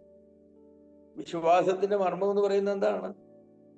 തിമോഥെയോസ് ലേഖനത്തിൽ പറഞ്ഞതുപോലെ വചനം ജഡമായി തീർന്നു, ലോകത്തിൽ വെളിപ്പെട്ടു എന്നുള്ളതായിരിക്കുന്ന വിലയേറിയ സത്യം. കർത്താവായ യേശു ക്രിസ്തുവിന്റെ ജലധാരണവും ഈ ഭൂമിയിലെ ജീവിതവും മരണവും അടക്കവും ഉയർത്തെഴുന്നേൽപ്പും അതാണ് ഈ സകലത്തിന്റെയും മർമ്മമായിട്ടിരിക്കുന്നത്. അത് തള്ളിക്കളഞ്ഞുകൊണ്ട് നമുക്കെങ്ങനെയാണ് ദൈവവുമായി ബന്ധപ്പെടുവാനായിട്ട് സാധിക്കുന്നത്?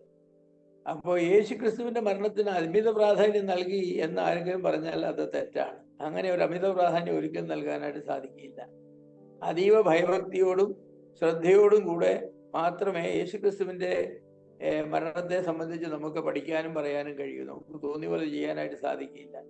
ക്രിസ്തീയ വിശ്വാസത്തെയും ജീവിതത്തെയും യേശുക്രിസ്തുവിന്റെ മരണത്തോട് ബന്ധപ്പെടുത്തിയാണ് ആദ്യ നൂറ്റാണ്ടിലെ വിശ്വാസികൾ ചിന്തിച്ചിരുന്നത്. അവർക്ക് അല്ലാതെ ചിന്തിക്കാനായിട്ട് സാധിക്കുമായിരുന്നില്ല. അവരുടെ സന്ദേശം എന്ന് പറഞ്ഞാൽ ക്രൂശിന്റെ വചനമാണ്. അവരുടെ പ്രശംസ എന്ന് പറയുന്നത് ക്രൂശിന്റെ പ്രശംസയാണ്. എനിക്കോ എന്റെ കർത്താവായ യേശുക്രിസ്തുവിന്റെ ക്രൂശിലല്ലാതെ പ്രശംസിക്കുവാൻ ഇടവരുതെന്ന് പൗലോസ് പറഞ്ഞത് അതാണ്. അന്നത്തെ വിശ്വാസികളുടെ ഏറ്റവും കേന്ദ്രമായിരിക്കുന്ന വിഷയം എന്ന് പറഞ്ഞാൽ അതാ, അതിനപ്പുറത്തൊന്നുമില്ല. കർത്താവായ യേശുക്രിസ്തുവിന്റെ ക്രൂശ് എന്ന് പറയുമ്പോൾ കർത്താവായ യേശുക്രിസ്തുവിന്റെ ജലധാരണവും കർത്താവായ യേശുക്രിസ്തുവിന്റെ കാൽവരിയിലെ പ്രതിപുരുഷയാകവും അടക്കവും ഉയർത്തെഴുന്നേൽപ്പും എല്ലാം അതിൽ വരുന്നതാണ്. ആ ക്രൂശാണ് ദൈവത്തിനും മനുഷ്യർക്കും മധ്യേയുള്ള വീണ്ടെടുപ്പിന്റെ ചിഹ്നമായിട്ട് നിൽക്കുന്നത്.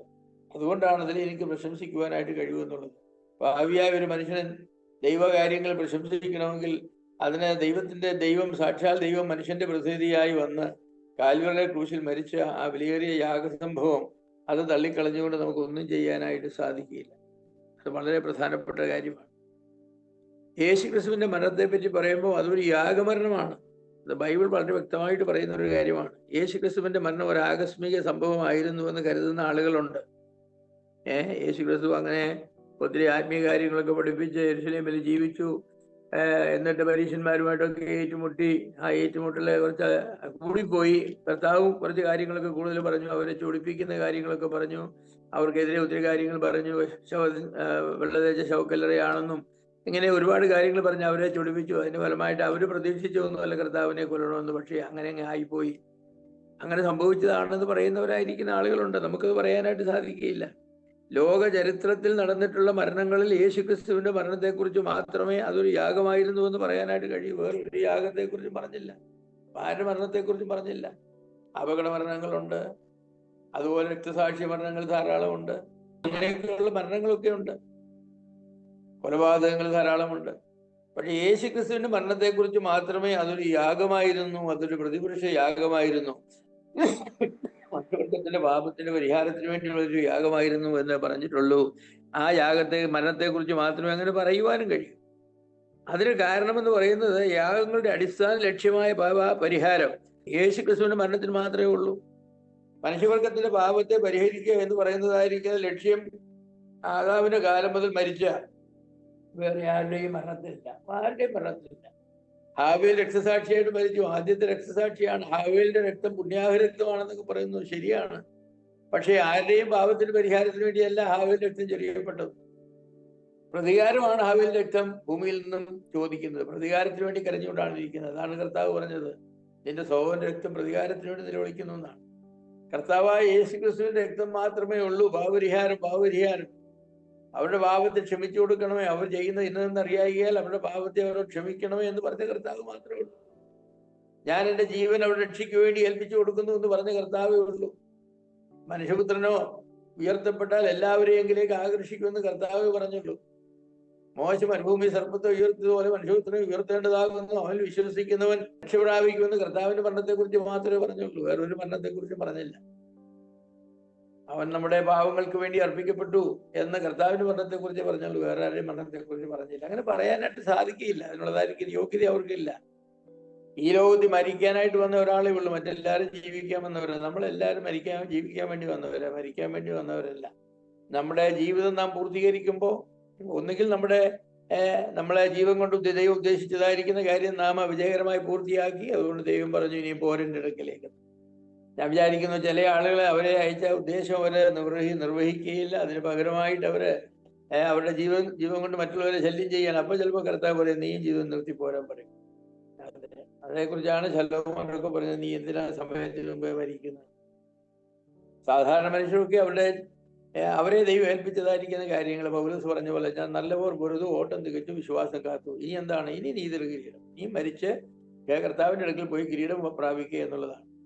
ദാനിയേൽ തന്റെ ജോലി നിവർത്തിച്ചപ്പോൾ പറഞ്ഞു, നീ പൊക്കൊള്ളാൻ പറഞ്ഞു. അന്ത്യനാളിൽ നീ ഉയർത്തെഴുന്നേറ്റ് വരും നിന്റെ പ്രതിഫലം വാങ്ങാനായിട്ട്. ഞാൻ ജോലി നിവർത്തിക്കും. ദാവീദിനെ പറ്റി പറഞ്ഞ തന്റെ തലമുറയിൽ തന്റെ ശുശ്രൂഷ നിവർത്തിച്ചു എന്നാണ്. നിവർത്തിച്ച ശേഷം പിതാക്കന്മാരോട് ചേർന്നു എന്നാണ്. ശുശ്രൂഷ നിവർത്തിക്കാതെ പോകുന്നവരുണ്ട്, നിവർത്തിച്ചിട്ട് പോകുന്നവരുണ്ട്. അതെ, നമ്മുടെ കർത്താവായ യേശുക്രിസ്തു തനിക്കൊരു ലക്ഷ്യമുണ്ടായിരുന്നു, മനുഷ്യവർഗത്തിന്റെ പാപത്തിന് വേണ്ടി തന്റെ ജീവനെ അർപ്പിക്കുക. ആ ലക്ഷ്യം നിവർത്തിച്ച ശേഷമാണ് കർത്താവ് പോയത്. ഈ മന്ദിരം പൊളിപ്പിനെന്ന് കർത്താവ് പറഞ്ഞപ്പം വെറുതെ എന്നെ കൊല്ലാനല്ല പറഞ്ഞത്. ഞാനതിനെ 3 ദിവസം കൊണ്ട് ഉയർപ്പിക്കുമെന്ന് പറഞ്ഞത് കർത്താവ് വെറുതെ അല്ല പറഞ്ഞത്. കർത്താവ് തന്റെ ശരീരം മനുഷ്യവർഗത്തിന്റെ പാപത്തിന്റെ പരിഹാരത്തിന് വേണ്ടി ഒരു യാഗമായി അർപ്പിച്ചാൽ 3-ാം ദിവസം താനെ ഉയർത്തെഴുന്നേൽക്കുമെന്ന് പറഞ്ഞു. അപ്പോൾ വിശുദ്ധ ബൈബിളിൽ വളരെ വ്യക്തമായിട്ട് എല്ലായിടത്തും പറയുന്നത് എന്താണ്? കർത്താവായ യേശു ക്രിസ്തുവിന്റെ മരണം ഒരു യാഗമായിരുന്നു എന്നാണ്. 1 കൊരിന്ത്യർ 5-ാം അധ്യായത്തിന്റെ 7-ാമത്തെ വാക്യത്തിൽ പറഞ്ഞു, നമ്മുടെ പെസഹ കുഞ്ഞാടും അറുക്കപ്പെട്ടിരിക്കുന്നു. കണ്ടില്ലേ, യേശു ക്രിസ്തു ഇസ്രായേലിന്റെ രക്ഷയ്ക്ക് വേണ്ടി ഒരു മിസ്രൈമിലെ പെസഹ കുഞ്ഞാടിനെ ഇറക്കണമായിരുന്നു. രാത്രി പെസഹ കുഞ്ഞാടിനെ ഇറക്കണം. പെസഹ കുഞ്ഞാടിന്റെ രക്തം കട്ടിലക്കാലിന്മേലും കുറുപടിമേലും പുരട്ടണം. സംഹാരദൂതൻ രാത്രിയിൽ ഓരോ ഭവനത്തിന്റെയും അടുക്കൽ വരുമ്പോ അവരുടെ വാതിൽ രക്തം പുരട്ടി കണ്ടാൽ ആ വീട് കടന്നു പോകും. അതാണ് pass over. They will pass over that house. അടുത്ത വീട്ടിൽ ചെല്ലും. അങ്ങനെ പാസ് ഓവർ. നമ്മുടെ പെസഹ കുഞ്ഞാട് ഉറക്കപ്പെട്ടിരിക്കുന്നതാണ്. പാപത്തിന് വിധിക്കപ്പെട്ട് കിടന്നതായിരിക്കുന്ന നമ്മുടെയും കർത്താവായ യേശു ക്രിസ്തുവിന്റെ രക്തം നമ്മുടെ ജീവിതത്തിൽ കാണുമ്പോൾ സംഹാരദൂതൻ നമ്മളെയും കടന്നുപോകും. അതെ, അത് മനോഹരമായിരിക്കും ഒരു ചിന്തയാണ്. അങ്ങനെ മരണത്തിൽ നിന്ന് നാം വീണ്ടെടുക്കപ്പെട്ട ആളുകളാണ്. ജനസങ്കടങ്ങൾ സകലവും തീർന്നുപോയി എന്ന് പാടുന്ന ശ്രേയസാണ്. ഇത് മനോഹരമായിരിക്കും ഒരു പാട്ടമാണ്. അതിൽ ഈ മരണദൂതൻ കടന്നുപോയി, ഇനി നമുക്ക് അതുമായി യാതൊരു ബന്ധവുമില്ല. കർത്താവിന്റെ മരണത്തിന്റെ സ്വഭാവം അതാണ്. എഫേസ്യ ലേഖനം 5-ാം അധ്യായത്തിന് 2-ാമത്തെ വാക്യത്തിൽ നാം വായിക്കുന്നു, ക്രിസ്തു നിങ്ങളെ സ്നേഹിച്ച് നമുക്ക് വേണ്ടി തന്നെത്താൻ ദൈവത്തിന് സൗരഭ്യവാസനയായ വഴിപാടും യാഗവുമായി അർപ്പിച്ചു. അതാണ്, ക്രിസ്തു നമ്മളെ സ്നേഹിച്ച് നമുക്ക് വേണ്ടി യാഗമായി അർപ്പിച്ചു. ഒരു യാഗമായിട്ടാണ് കർത്താവായ യേശു ക്രിസ്തു തന്റെ ശരീരത്തെ ഏൽപ്പിച്ചു കൊടുത്തത്. ഒരാകസ്മിക മരണമോ ഒരു കൊലപാതകമൊന്നും ആയിരുന്നില്ല. അതൊരു യാഗമായിരുന്നു. ദൈവത്തിന്റെ യാഗശാലയിൽ നടന്നതായിരിക്കുന്ന ഒരു യാഗമാണ്. എല്ലാ യാഗങ്ങളും ഏതെങ്കിലും മനുഷ്യനെ ദൈവവുമായി നിരപ്പിക്കുവാൻ വേണ്ടിയുള്ളതാണ്. പാപയാഗമായാലും അകൃത്യയാഗമായാലും സമാധാന യാഗമായാലും ദൈവവുമായി നിരന്നതിന്റെ അടയാളമായി നന്ദിയാഗമാണ്. അതിനൊക്കെയും ഈ നിരപ്പിൻ്റെതായിരിക്കുന്ന വീണ്ടെടുപ്പിൻ്റെതായിരിക്കും ഒരു ചിഹ്നം, അടയാളം അതിലുണ്ട്. നമ്മുടെ കർത്താവായ യേശു ക്രിസ്തുവിന്റെ മരണത്തെക്കുറിച്ചും അങ്ങനെ തന്നെയാണ്. ക്രിസ്തു നിങ്ങളെ ദൈവത്തോടെ നിരപ്പിക്കുവാനായിട്ട് സൗരഭ്യവാസനായ യാഗമായിട്ട് അർപ്പിച്ചു. വെളിപ്പാട് പുസ്തകം 7-ാം അധ്യായത്തിന്റെ 14-15 വാക്യങ്ങൾക്ക് മനോഹരമായ വാക്യങ്ങളാണ്. കുഞ്ഞാടിന്റെ രക്തത്തിൽ തങ്ങളുടെ അങ്കി അലക്കി വെളുപ്പിച്ച ഒരു കൂട്ടം ആളുകളെ നമുക്ക് ഇവിടെ കാണാം. കുഞ്ഞാടിന്റെ രക്തത്തിൽ അങ്കി അലക്കി വെളുപ്പിക്കുക എന്ന് പറഞ്ഞാൽ പാപം നിറഞ്ഞതായിരിക്കുന്ന നമ്മുടെ ജീവിതത്തെ കർത്താവായ യേശു ക്രിസ്തുവിന്റെ കാൽവറി ബലിയെ ചൊരിഞ്ഞതായിരിക്കും രക്തത്തിൽ കഴുകി ശുദ്ധീകരിച്ചു. ആ യാഥാർത്ഥ്യം നാം മനസ്സിലാക്കണം. കർത്താവ് വെറുതെ മരിച്ചതല്ല. കർത്താവിന്റെ രക്തം ആരോ അറിയാതെ ചിഹ്നത്തൊന്നുമല്ല. കർത്താവിന്റെ തലയിൽ നിന്നും കർത്താവിന്റെ കയ്യിൽ നിന്നും കാലിൽ നിന്നും തന്റെ മാർബിൽ നിന്നും ഒഴുക്കിയതായിരിക്കുന്ന ചോര നമ്മുടെ പാപങ്ങളെ കഴുകിക്കളയാൻ വേണ്ടിയാണ്. കുഞ്ഞാടിന്റെ രക്തം സകലപാപവും പോക്കി നമ്മെ ശുദ്ധീകരിക്കുന്നു എന്നാണ് യോഹന്നാൻ അതേക്കുറിച്ച് പറഞ്ഞത്. എന്റെ പ്രിയമുള്ളവർ, അത് മനോഹരമായിരിക്കുന്ന ഒരു കാര്യമാണ്. എബ്രായ ലേഖനം 9-ാം അധ്യായത്തിന്റെ 12 മുതലുള്ളതായിരിക്കുന്ന വാക്യങ്ങൾ സ്വന്തം രക്തത്താൽ തന്നെ ഒരിക്കലായി വിശുദ്ധ മന്ദിരത്തിൽ പ്രവേശിച്ചു എന്നാണ്. എന്നേക്കുമുള്ള വീണ്ടെടുപ്പ് സാധിപ്പിച്ചു. നമ്മളെ സംബന്ധിച്ചാണ് പറയുന്നത്. കർത്താവ് തന്റെ സ്വന്തം രക്തത്താൽ അതിവിശുദ്ധ സ്ഥലത്തേക്ക് കടന്നു. പുരോഹിതൻ അതിവിശുദ്ധ സ്ഥലത്തേക്ക് പോകണമെങ്കിൽ തന്റെ പാപത്തിന് വേണ്ടി ആദ്യം ഒരു യാഗം കഴിക്കണം, പിന്നെ ജനത്തിന്റെ പാപത്തിന് വേണ്ടി ഒരു യാഗം കഴിക്കണം. അങ്ങനെ പാപപരിഹാര ബലിയുടെ രക്തവുമായിട്ട് വേണം മഹാപുരോഹിതന് കടന്നു പോകാൻ. നമ്മുടെ കർത്താവായ യേശു ക്രിസ്തു തന്റെ പാപങ്ങൾക്ക് വേണ്ടി യാഗം കഴിക്കേണ്ട ആവശ്യമുണ്ടായിരുന്നില്ല. കാരണം താൻ പാപമില്ലാത്ത പാപരഹിതനായിരിക്കുന്ന ഒരാളാണ്. അതുകൊണ്ട് കർത്താവ് ജനത്തിന്റെ പാപത്തിന് വേണ്ടി യാഗം കഴിച്ച് ആ യാഗത്തിന്റെ രക്തവുമായിട്ടാണ് ദൈവസന്നിധിയിലേക്ക് പ്രവേശിച്ചത്. ആ രക്തം, യാഗത്തിന്റെ രക്തം എന്ന് പറയുന്നത് തന്റെ സ്വന്തം രക്തമാണ്. താൻ തന്റെ ശരീരം യാഗമായിട്ട് അർപ്പിച്ചു. ആ രക്തം കൊണ്ടാണ് കർത്താവ് അത് ദൈവസന്നിധിയിലേക്ക് പ്രവേശിച്ചിരിക്കുന്നത്. അത് മനോഹരമായിരിക്കുന്ന ഒരു ആശയമാണ്. എബ്രായർ 9:14 പറയുന്ന അങ്ങനെ ദൈവത്തിന് തന്നെ നിത്യാത്മാവിനാൽ നിഷ്കളങ്കനായി അർപ്പിച്ച ക്രിസ്തുവിന്റെ രക്തം എന്നാണ്. ദൈവത്തിന് തന്നെ നിത്യാത്മാവിനാൽ നിഷ്കളങ്കനായി. യാഗം അർപ്പിക്കാൻ ഒരാൾ വേണം. യാഗം അർപ്പിക്കുന്ന നിത്യാത്മാവിനാലാണ്.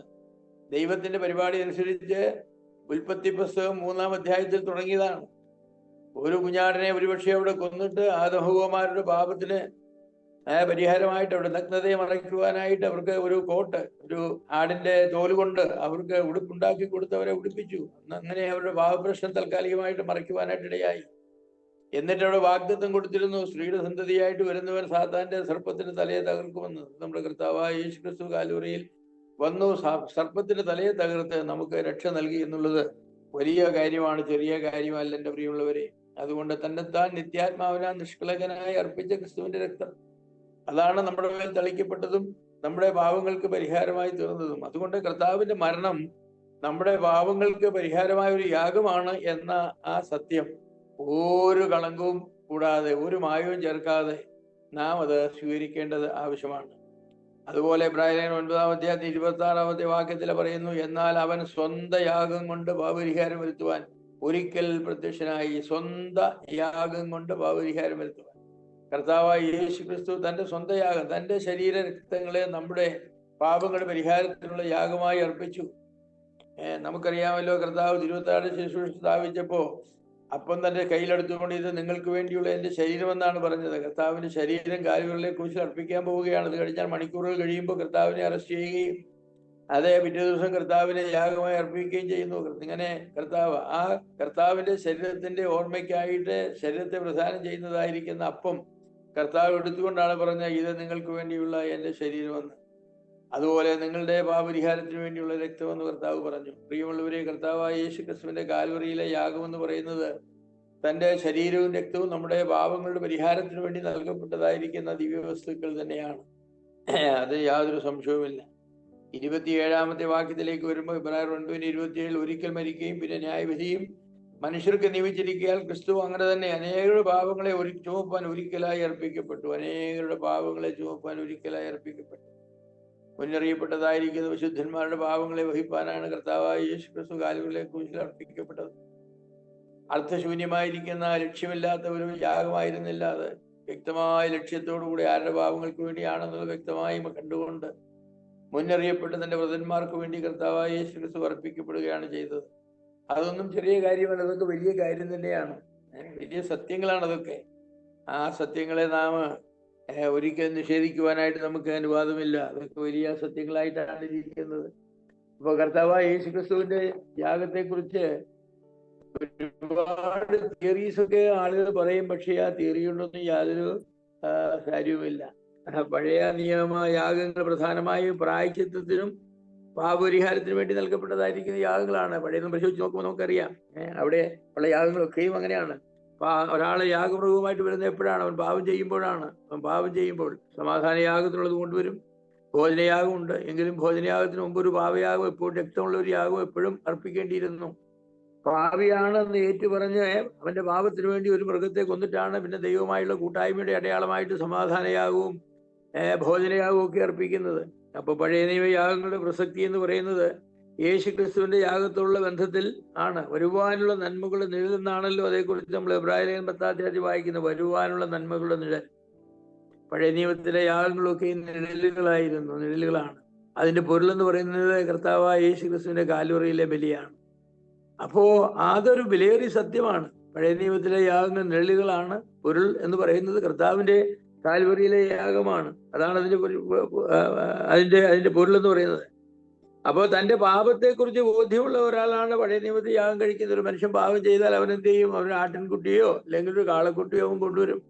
കൊണ്ടുവന്ന് യാഗപീഠത്തിന് കൊമ്പുകളിൽ അതിന് കെട്ടും. എന്നിട്ട് അവൻ തന്റെ കരങ്ങള് ആ യാഗമൃഗത്തിന്റെ മേൽ വെച്ച് താൻ ചെയ്തു പോയതായിരിക്കുന്ന പാപം ഏറ്റു പറയും. പാപം ഏറ്റു പറഞ്ഞ ശേഷം അവൻ കത്തിയെടുത്തിട്ട് ആ മൃഗത്തെ അറുത്ത് കൊല്ലും. അതിന്റെ രക്തം മുഴുവനും പോയി അത് മരിക്കുന്നത് വരെയും അവൻ അതിനെ അറുത്ത് അതിന്റെ രക്തം അങ്ങനെ ഒഴുക്കിക്കൊണ്ടേയിരിക്കും. എന്നിട്ട് ആ രക്തത്തിൽ കുറെ എടുത്ത് യാഗം കഴിച്ചതായിരിക്കുന്ന ആളിന്റെ മേൽ തളിക്കുകയൊക്കെ ചെയ്യും. അതൊക്കെ ചെയ്യുന്നത് എന്താന്ന് ചോദിച്ചാൽ, അവനെ ഈ മൃഗത്തെ അറക്കുമ്പോൾ എന്താവും പറയുന്നത്? ഈ മൃഗത്തെ അറുത്ത് ഇതിന്റെ രക്തം ചിന്തുന്നത് പോലെ ഞാൻ ചെയ്ത പാപത്തിന് എന്റെയും രക്തം ചിന്തേണ്ടതാണ്. എന്നാൽ ദൈവം തന്റെ മഹാകരുണയിൽ എന്റെ പാപത്തിന് പകരമായിട്ട് ഒരാട്ടിൻകുട്ടിയെ കൊണ്ടുവരുവാനുള്ള അനുവാദം തന്നു. അതുകൊണ്ട് ഞാൻ ഈ ആട്ടിൻകുട്ടിയെ കൊണ്ടും എന്റെ പാപങ്ങളെ ഏറ്റുപറഞ്ഞതിന്റെ മേൽ കൈവച്ച് ഏറ്റു പറയുമ്പോൾ പ്രതീകമായിട്ട് എന്റെ പാപങ്ങളെ ആ മൃഗത്തിന്റെ മേൽ ഞാൻ ചാർത്തുകയും ആ മൃഗത്തെ അറക്കുമ്പോൾ ഞാൻ അറക്കപ്പെട്ടതായിട്ട് കണക്കാക്കുകയും ചെയ്യുന്നു. അങ്ങനെയാണ് ലേവ്യ പുസ്തകം 4-ാം അധ്യായത്തിന്റെ 4-ാം വാക്യത്തിലും 14-ാമത്തെ വാക്യത്തിലും ഒക്കെ ഇതേക്കുറിച്ച് പറയുന്നുണ്ട്. യാഗത്തിലുള്ള കാളയെ കൂടാരത്തിൽ ദൈവാലയത്തിൽ കൊണ്ടുവന്ന യാഗപീഠത്തിന് കൊമ്പുകൾ കെട്ടണമെന്നും പാപം ചെയ്തയാൾ മൃഗത്തിന്റെ മേൽ കൈവച്ചിട്ട് അതിനെ അറക്കണമെന്നും പുരോഹിതൻ ആ മൃഗത്തിന്റെ രക്തത്തിൽ കുറെ എടുത്ത് യാഗമൃഗത്തിന്റെ മേൽ യാഗാർത്ഥിന്റെ മേൽ തളിക്കണം. മൃഗത്തിന്റെ മേധസ് കത്തിച്ചു കളയണം. ഇതൊക്കെ അവിടെ വളരെ വ്യക്തമായിട്ട് പറഞ്ഞിട്ടുണ്ട്. കർത്താവിന്റെ അന്ത്യ അത്താഴം ഈ വേറെ യാഥാർത്ഥ്യത്തെയാണല്ലോ വിളിച്ചറിയിച്ചത്. കർത്താവ് പറഞ്ഞു, താന് യാഗമായി തീരാനായിട്ട് പോവുകയാണ്, മനുഷ്യപുത്രം പോകുന്നു, തന്നെ കുറിച്ച് എഴുതിയതുപോലെ തനിക്ക് സംഭവിക്കേണ്ടത് ആവശ്യമാണെന്ന് കർത്താവ് പറഞ്ഞു. എന്നെ കാണിച്ചു കൊടുക്കുന്നവന്റെ കയ്യൻ എൻ്റെ അരികെ ഉണ്ടെന്ന് കർത്താവ് പറഞ്ഞു. ഗത്സമനയിൽ കർത്താവ് പ്രാർത്ഥിച്ചു. തന്നെ പ്രാർത്ഥന കഴിഞ്ഞ ഉടനെ തന്നെ അറസ്റ്റ് ചെയ്യാനായിട്ട് ആളുകൾ വന്നു. യൂദായുടെ നേതൃത്വത്തിൽ അവർ വന്ന് കർത്താവിനെ പിടിച്ചു. ഏവനെ ഞാൻ ക്രമിക്കുന്നു, അവനെ പിടിച്ചുകൊള്ളാൻ പറഞ്ഞു. അടയാളം കൊടുത്തിരുന്നു. അടയാളപ്രകാരം അവനെ പിടിച്ചു. കർത്താവിനെ അവർ കൊണ്ടുപോയി അന്നാസ് കയ്യഫാവ് അവരുടെ മുമ്പിൽ കൊണ്ടുപോയി. അവിടെ വിസ്താരം കഴിഞ്ഞു. അത് കഴിഞ്ഞിട്ട് ഹെരോദാവിന്റെ അടുക്കൽ പീലാത്തോസിലേക്ക് കൊണ്ടുവന്നു. പീലാത്തോസ് അവനെ ഹെരോദാവിന്റെ അടുക്കലേക്ക് അയച്ചു. ഹെരോദാവ് അവനെ വിസ്തരിച്ചിട്ട് വീണ്ടും പീലാത്തോസിന്റെ അടുക്കലേക്ക് അയച്ചു. ഇതൊക്കെ നമുക്കറിയാം. പീലാത്തോസും ഹെരോദാവും ഒക്കെ വിസ്തരിച്ചിട്ട് അവൻ യാതൊരു കുറ്റവും കണ്ടില്ല. പക്ഷേ കുറ്റമില്ലാത്തവനെ വേണമല്ലോ യാഗം കഴിക്കാൻ. ഊനമില്ലാത്ത കുഞ്ഞാടനെ യാഗം കഴിച്ചിട്ട് കാര്യമുള്ളൂ. ഊനമുള്ള കുഞ്ഞാടനെ യാഗം കഴിച്ചിട്ട് കാര്യമില്ല. ഹെരോദാവോ പീലാത്തോസോ ഇവരാരെങ്കിലും കർത്താവിൽ എന്തെങ്കിലും കുറ്റം കണ്ടിരുന്നെങ്കിൽ പിന്നെ കർത്താവിന്റെ മരണം കൊണ്ട് യാതൊരു പ്രസക്തി ഉണ്ടാകുമായിരുന്നില്ല. കാരണം തന്റെ കുറ്റത്തിന് വേണ്ടിയാണ് അവൻ മരിക്കപ്പെടുന്നത്. അതുകൊണ്ട് അവരെല്ലാവരും വിധി പറഞ്ഞു, ഞാനും കുറ്റം കാണുന്നില്ല, ഞാനും കുറ്റം കാണുന്നില്ല. എന്നാൽ നിങ്ങൾ കൊണ്ട് ക്രൂശിക്കാനാ പറഞ്ഞു. എന്ന് പറഞ്ഞാൽ ഒരു പഴയ നിയമത്തിലെ ഒരാള് പാപപരിഹാര ബലിക്ക് വേണ്ടി മഹാപുരോഹിതൻ ഒരു ആട്ടിൻകൂട്ടത്തിലേക്ക് കടന്നു ചെല്ലുന്നു. 10,000 ആടുകളുള്ളതിൽ അവനൊരാടിനെ വേണം. ഏതാടിനെയാ പിടിക്കുന്നത്? യാതൊരു ഊനവും ഇല്ലാത്ത, പല ആടുകളെ നോക്കിയിട്ട് ഒരു ഊനവും പറയാൻ ഇല്ലാത്തതായിരിക്കുന്ന ഒരാടിനെ, ആരോഗ്യമുള്ള ബലമുള്ള അംഗവൈകല്യങ്ങൾ ഒന്നുമില്ലാത്ത ഒരാടിനെ പിടിച്ചുകൊണ്ട് വരും. ആട് ചോദിക്കുക മഹാപുരോഹിതനോട്, എന്ത് ചെയ്തിട്ടാണ് എന്നെ നീ യാഗമായി അർപ്പിക്കാനായിട്ട് ഈ 10,000 ആടുകളിൽ നിന്നും എന്നെ പിടിച്ചതെന്ന് ചോദിച്ചാൽ ഒറ്റ ഉത്തരവേ ഉള്ളൂ, നീ അറുക്കപ്പെടാൻ യോഗ്യനാണ്. അതുകൊണ്ട് നീ അറുക്കപ്പെടാൻ യോഗ്യനാണ്. നിനക്ക് ഊനമില്ലാത്തവനാണ്, യാതൊരു കുറവുമില്ലാത്തവനാണ്. അറുക്കപ്പെടാൻ 10,000 ആടുകളിൽ നീ യോഗ്യനാണ്. കർത്താവിനോട് ചോദിച്ചാലും അതാണ്, നീ യോഗ്യൻ, നീ ഇറക്കപ്പെട്ടു. അങ്ങനെയാണ് പുസ്തകത്തിലെ പാട്ട്, നീ യോഗ്യൻ, നീ ഇറക്കപ്പെട്ടു. തിരിച്ച് നമുക്ക് പറയാം, നീ ഇറക്കപ്പെട്ടത് യോഗ്യനായതുകൊണ്ടാണ്. നീ ഇറക്കപ്പെട്ടത് യോഗ്യനായതുകൊണ്ടാണ്. നീ യോഗ്യനായി തീർന്നത് ഇറക്കപ്പെട്ടത് കൊണ്ടാണ്. കാരണം നമ്മുടെ പാവങ്ങൾക്ക് വേണ്ടി അവൻ ഇറക്കപ്പെട്ടു കഴിഞ്ഞപ്പോൾ നമ്മുടെ എല്ലാവരുടെയും ആരാധന സ്വീകരിക്കുവാൻ അവൻ യോഗ്യനാണ്. എന്നാൽ അവൻ എന്തുകൊണ്ട് ഇറക്കപ്പെട്ടു? ഇറക്കപ്പെടുവാൻ അവൻ മാത്രമേ യോഗ്യനായിട്ടുള്ളൂ. പാപമില്ലാത്ത ഏകനേ ഉള്ളൂ, വേറെ എല്ലാവരിലും പാപമുണ്ട്. അതുകൊണ്ട് അറുക്കപ്പെടുവാൻ യോഗ്യൻ അവനേ ഉള്ളൂ. അവന്റെ യോഗ്യത വർദ്ധിപ്പിച്ചു. അതുകൊണ്ട് ദൈവം അവനെ ഏറ്റവും ഉയർത്തി എന്നാണ്. അതുകൊണ്ട് അവനെ ദൈവം ഏറ്റവും ഉയർത്തി. അപ്പോ യോഗ്യനായതുകൊണ്ട് അറുക്കപ്പെട്ടത് കൊണ്ട് ഇരട്ടി യോഗ്യത്തിന് അർഹനായി തീർന്നു. അങ്ങനെ നമ്മുടെ കർത്താവായ യേശുക്രിസ്തു നമ്മുടെ പാപങ്ങളുടെ പരിഹാരത്തിന് വേണ്ടി ഇറക്കപ്പെട്ടവനായിട്ട് തീർന്നു. അപ്പോൾ കർത്താവായ യേശുക്രിസ്തുവിന്റെ മരണം ഒരു യാഗമായിരുന്നു ആണെന്ന് വ്യക്തമാക്കുന്ന സംഭവങ്ങളാണ് നമുക്കുള്ളത്. കർത്താവിന്റെ അന്ത്യ അത്താഴം തന്നെ അതാണ്. കർത്താവ് അത് വ്യക്തമായിട്ട് പറഞ്ഞു, നിങ്ങൾ എന്റെ മരണത്തെ പ്രസ്താവിക്കണമെന്നൊക്കെ കർത്താവ് പറഞ്ഞത്. എന്റെ ഓർമ്മയ്ക്ക് വേണ്ടി ചെയ്യുമ്പോൾ അല്ലാണ്ട് നിങ്ങൾ എന്റെ മരണത്തെ പ്രസ്താവിക്കണം. എന്റെ മരണത്തെക്കുറിച്ച് നിങ്ങൾ സംസാരിക്കണം. ഞാൻ നിങ്ങൾക്ക് വേണ്ടി മരിച്ചത് എന്തിനാണെന്നും എന്റെ മരണം എന്തായിരുന്നു, എങ്ങനെയായിരുന്നു, ഇതൊക്കെ നിങ്ങൾ ചർച്ച ചെയ്യണം. ആഴ്ചവട്ടത്തിന് 1-ാം നാൾ തോറും കൂടി വന്ന് അത് നിങ്ങൾ പറയണം. സങ്കടകരമായ ഒരു കാര്യം, ഞാൻ പലയിടത്തും ചെല്ലുമ്പോ ആഴ്ചവട്ടത്തിന് 1-ാം നാൾ കർത്താവിന്റെ മരണത്തെക്കുറിച്ചൊന്നും അല്ല പറയുന്നത്, നമ്മുടെ പാപത്തെക്കുറിച്ചാണ് പറയുന്നത്.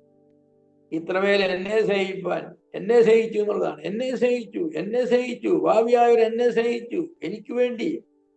കർത്താവ് മരിച്ചു എന്നുള്ളതല്ല, കർത്താവ് അറക്കപ്പെട്ടു എന്നുള്ളതല്ല. കർത്താവ് യോഗ്യനായവൻ അറക്കപ്പെട്ടു. പാപില്ലാത്ത നിന്നെ അറക്കപ്പെട്ടു. നിന്നെ തല്ലി, നിന്നെ മർദ്ദിച്ചു, നിന്റെ മേൽ തുപ്പി, നിന്നെ തല്ലി, നിന്റെ കയ്യിൽ ആണിയടിച്ചു, കാലിൽ ആണിയടിച്ചു, നിന്റെ മാവിൽ കുത്തി, എന്റെ മരണത്തെ പ്രസ്താവിക്കണമെന്നാ പറഞ്ഞത്. അതുകൊണ്ട് നമ്മൾ എന്താ പറയുന്നത്?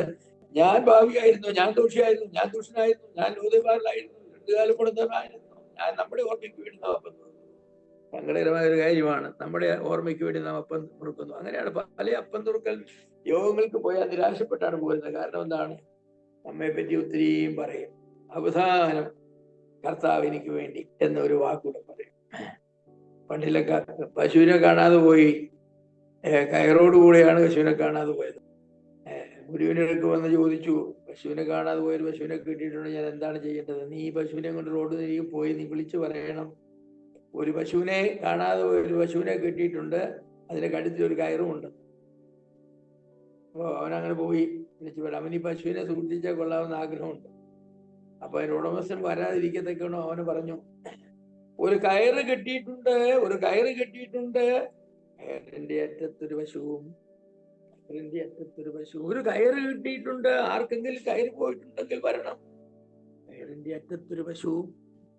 അതുപോലെയാണ്, ഞാൻ ഭാവിയായിരുന്നു, ഞാൻ ദുഷ്ടനായിരുന്നു, ഞാൻ നീതനായിരുന്നു, ഞാൻ അങ്ങനെയായിരുന്നു, ഞാൻ ഇങ്ങനെയായിരുന്നു. കർത്താവ് മരിച്ചു കേട്ടോ. കർത്താവ് പറഞ്ഞ അങ്ങനെയല്ല, എന്റെ മരണത്തെ പ്രസ്താവിക്കണമെന്ന്, നിങ്ങളെ കുറിച്ച് പറയണമെന്നല്ല. നമുക്ക് വേറെ ഇഷ്ടംപോലെ സാക്ഷ്യം പറയാൻ അവസരമുണ്ട്. അപ്പോ കർത്താവായ യേശു ക്രിസ്തുവിന്റെ യാഗം എന്ന് പറയുന്നത് ദൈവത്തിന്റെ പരിപാടിയിൽ ഏറ്റവും പ്രധാനപ്പെട്ട ഒരു സംഭവമാണ്. എന്റെ പാപമല്ല ദൈവത്തിന്റെ പരിപാടിയിലെ വലിയ സംഭവം. അതെന്റെ ജീവിതത്തിലെ നഗ്നമായ, എന്റെ ജീവിതത്തിലെ ദുഃഖകരമായ ഒരു സംഭവമാണ്. അതേക്കുറിച്ച് ഞാൻ ഒരുപാട് ഓർത്തിട്ട് കാര്യമൊന്നുമില്ല. ഞാൻ പാപിയാണെന്ന് ഓർത്തിട്ട് എനിക്ക് എന്തുകൂടെ വരാൻ? എന്റെ കർത്താവ് എന്റെ പാപത്തിന് വേണ്ടി മരിച്ചു എന്നുള്ളവർക്കൊന്നല്ലേ എനിക്ക് സന്തോഷം. എന്റെ കർത്താവ് എന്നെ സ്നേഹിച്ചു എന്നുള്ളതല്ലേ, എന്റെ കർത്താവ് എനിക്ക് വേണ്ടി യാഗമായി എന്നുള്ളതല്ലേ, എന്റെ കർത്താവ് എനിക്ക് വേണ്ടി രക്തം ചിന്തി എന്നുള്ളതല്ലേ. അല്ലാതെ ഞാൻ പാപിയായി എന്നുള്ളതാണോ എന്റെ വലിയ വിഷയം എന്ന് പറയുന്നത്? എന്റെ വലിയ വിഷയമല്ല, എനിക്ക് നാണക്കെട്ട വിഷയമാണ് അത്. ഞാൻ പാപിയായിരുന്നുള്ളൂ, എന്റെ കർത്താവ് എനിക്ക് വേണ്ടി മരിക്കേണ്ടി വന്നു, അത് ഞാൻ കാരണക്കാരനാണെന്ന് പറയുന്നത് എനിക്ക് സങ്കടമാണ്. എന്നാൽ എന്റെ കർത്താവ് എനിക്ക് വേണ്ടി മരിച്ചു, എനിക്ക് പകരക്കാരനായിട്ട് മരിച്ചു. അതത്ര സന്തോഷകരമായിരിക്കുന്ന ഒരു കാര്യമാണ്. അപ്പൊ കർത്താവായ യേശു ക്രിസ്തുവിന്റെ മരണം ഒരു യാഗമാണെന്ന് ആ ഒരു വിലയേറിയ സത്യം നാം അത് ഓർക്കുകയും പ്രസ്താവിക്കുകയും ചെയ്യേണ്ടത് വളരെ ആവശ്യമാണ്. കർത്താവ് അങ്ങനെയാണല്ലോ. മത്തായി 26:28 കർത്താവ് പാനപാത്രം എടുത്തിട്ട് പറഞ്ഞ എന്താണ്? അനേകർക്ക് വേണ്ടി പാപമോചനത്തിനായി ചൊരിയുന്ന പുതിയ നിയമത്തിലുള്ള എന്റെ രക്തം എന്നാണ് പറഞ്ഞത്. അതുപോലെ കർത്താവ് പറഞ്ഞത് ഇത് എന്റെ ശരീരം വാങ്ങി ഭക്ഷിക്കുന്നതാണ്. പൗലോസ് അപ്പോസ്തലൻ പറഞ്ഞതാണ്, ഞാൻ കർത്താവിൽ നിന്ന് പ്രാപിക്കുകയും നിങ്ങൾക്ക് ഏൽപ്പിച്ചു തരികയും ചെയ്തതെന്നാൽ കർത്താവായ യേശു ക്രിസ്തുവിനെ കാണിച്ചു കൊടുത്ത രാത്രിയിൽ അവൻ അപ്പം എടുത്ത് സ്തോത്രം ചൊല്ലി നോക്കി. അതുകൊണ്ട് തന്നെ പാനപാത്രം അവിടെ കാണും പൗലോസ് പാപത്തെ കുറിച്ച് പറഞ്ഞു, ഞാൻ കർത്താവിൽ നിന്ന് പ്രാപിക്കുകയും നിങ്ങൾക്ക് ഏൽപ്പിച്ചു ചെയ്തതെന്നാ പാപിയായി എനിക്ക് പരാമർശമില്ല, കർത്താവിന് മാത്രമേ. തിരുവത്താഴം കർത്താവിന്റെ ഓർമ്മയ്ക്ക് വേണ്ടിയുള്ളതാണ്, നമ്മുടെ ഓർമ്മയ്ക്ക് വേണ്ടിയുള്ളതല്ല. അപ്പൊ കർത്താവ് തിരുവത്താഴം സ്ഥാപിച്ചത് പെസഹ വിരുന്നോട് ചേർന്നാണ്. ഇസ്രായേൽ ജനത്തിന് ഇസ്രായേലിന്റെ അടിമത്തത്തിൽ നിന്ന് പെസഹ കുഞ്ഞാന്റെ രക്തത്താൽ വീണ്ടെടുത്ത സംഭവത്തിന്റെ ഓർമ്മയായ പെസഹയോട് ചേർത്താണ് തിരുവത്താഴം സ്ഥാപിച്ചത്. ഒരു യഹൂദനെ പെസഹ ആണ്ടുതോറും കൊണ്ടാടുന്നത് എത്ര തീവ്രതയോടുകൂടെയാണോ, അതേ തീവ്രതയോടുകൂടെ ഒരു വിശ്വാസി ആഴ്ചതോറും കർത്താവായ യേശു ക്രിസ്തുവിന്റെ കാൽവരി ബലി അത് കൊണ്ടാടേണ്ടത്, ഓർക്കേണ്ടത് ആവശ്യമാണ്. നമ്മുടെ ജീവിതത്തിലെ ഏറ്റവും നല്ല ഓർമ്മ അതാണ്. നമ്മുടെ ജീവിതത്തിലെ ഏറ്റവും വലിയ ഓർമ്മ അതാണ്. അത് മറക്കാൻ, അത് ഓർക്കാതിരിക്കാൻ ഒരിക്കലും ഇടയാകരുത്. അപ്പൊ യേശു ക്രിസ്തുവിന്റെ കാൽവരിയിലെ മരണം എന്ന് പറയുന്ന ഒരു യാഗമായിരുന്നു എന്നാണ് ഞാൻ ഇതുവരെ പറഞ്ഞത്. ഒരു യാഗമായി. രണ്ടാമത് പറയാൻ ആഗ്രഹിക്കുന്ന യേശു ക്രിസ്തുവിന്റെ മരണം ഒരു പാപപരിഹാര യാഗമായി, അറ്റോണിങ് സാക്രിഫൈസ്. പാപപരിഹാരം എന്നത് അറ്റോൺമെന്റ് എന്ന ഇംഗ്ലീഷ് പദത്തിന്റെ പര്യാപ്തമായ ഒരു പരിഭാഷയൊന്നുമല്ല. എങ്കിലും ഈ വാക്കിന് വിശാലമായ അർത്ഥമാണുള്ളതെങ്കിലും അതെല്ലാം ഉൾക്കൊണ്ടുകൊണ്ടൊരു വാക്ക് നമുക്കില്ല. ക്രിസ്തുവിന്റെ യാഗാത്മകമായ ക്രൂശുമരണം വഴി പാപിയെ ദൈവവുമായി രമ്യപ്പെടുത്തുവാൻ ആവശ്യമായ രക്ഷാപ്രവൃത്തിയെ ഉൾക്കൊള്ളുന്ന ഒരു പദമായിട്ടാണ് അറ്റോൺമെന്റ് ഇരിക്കുന്നത്.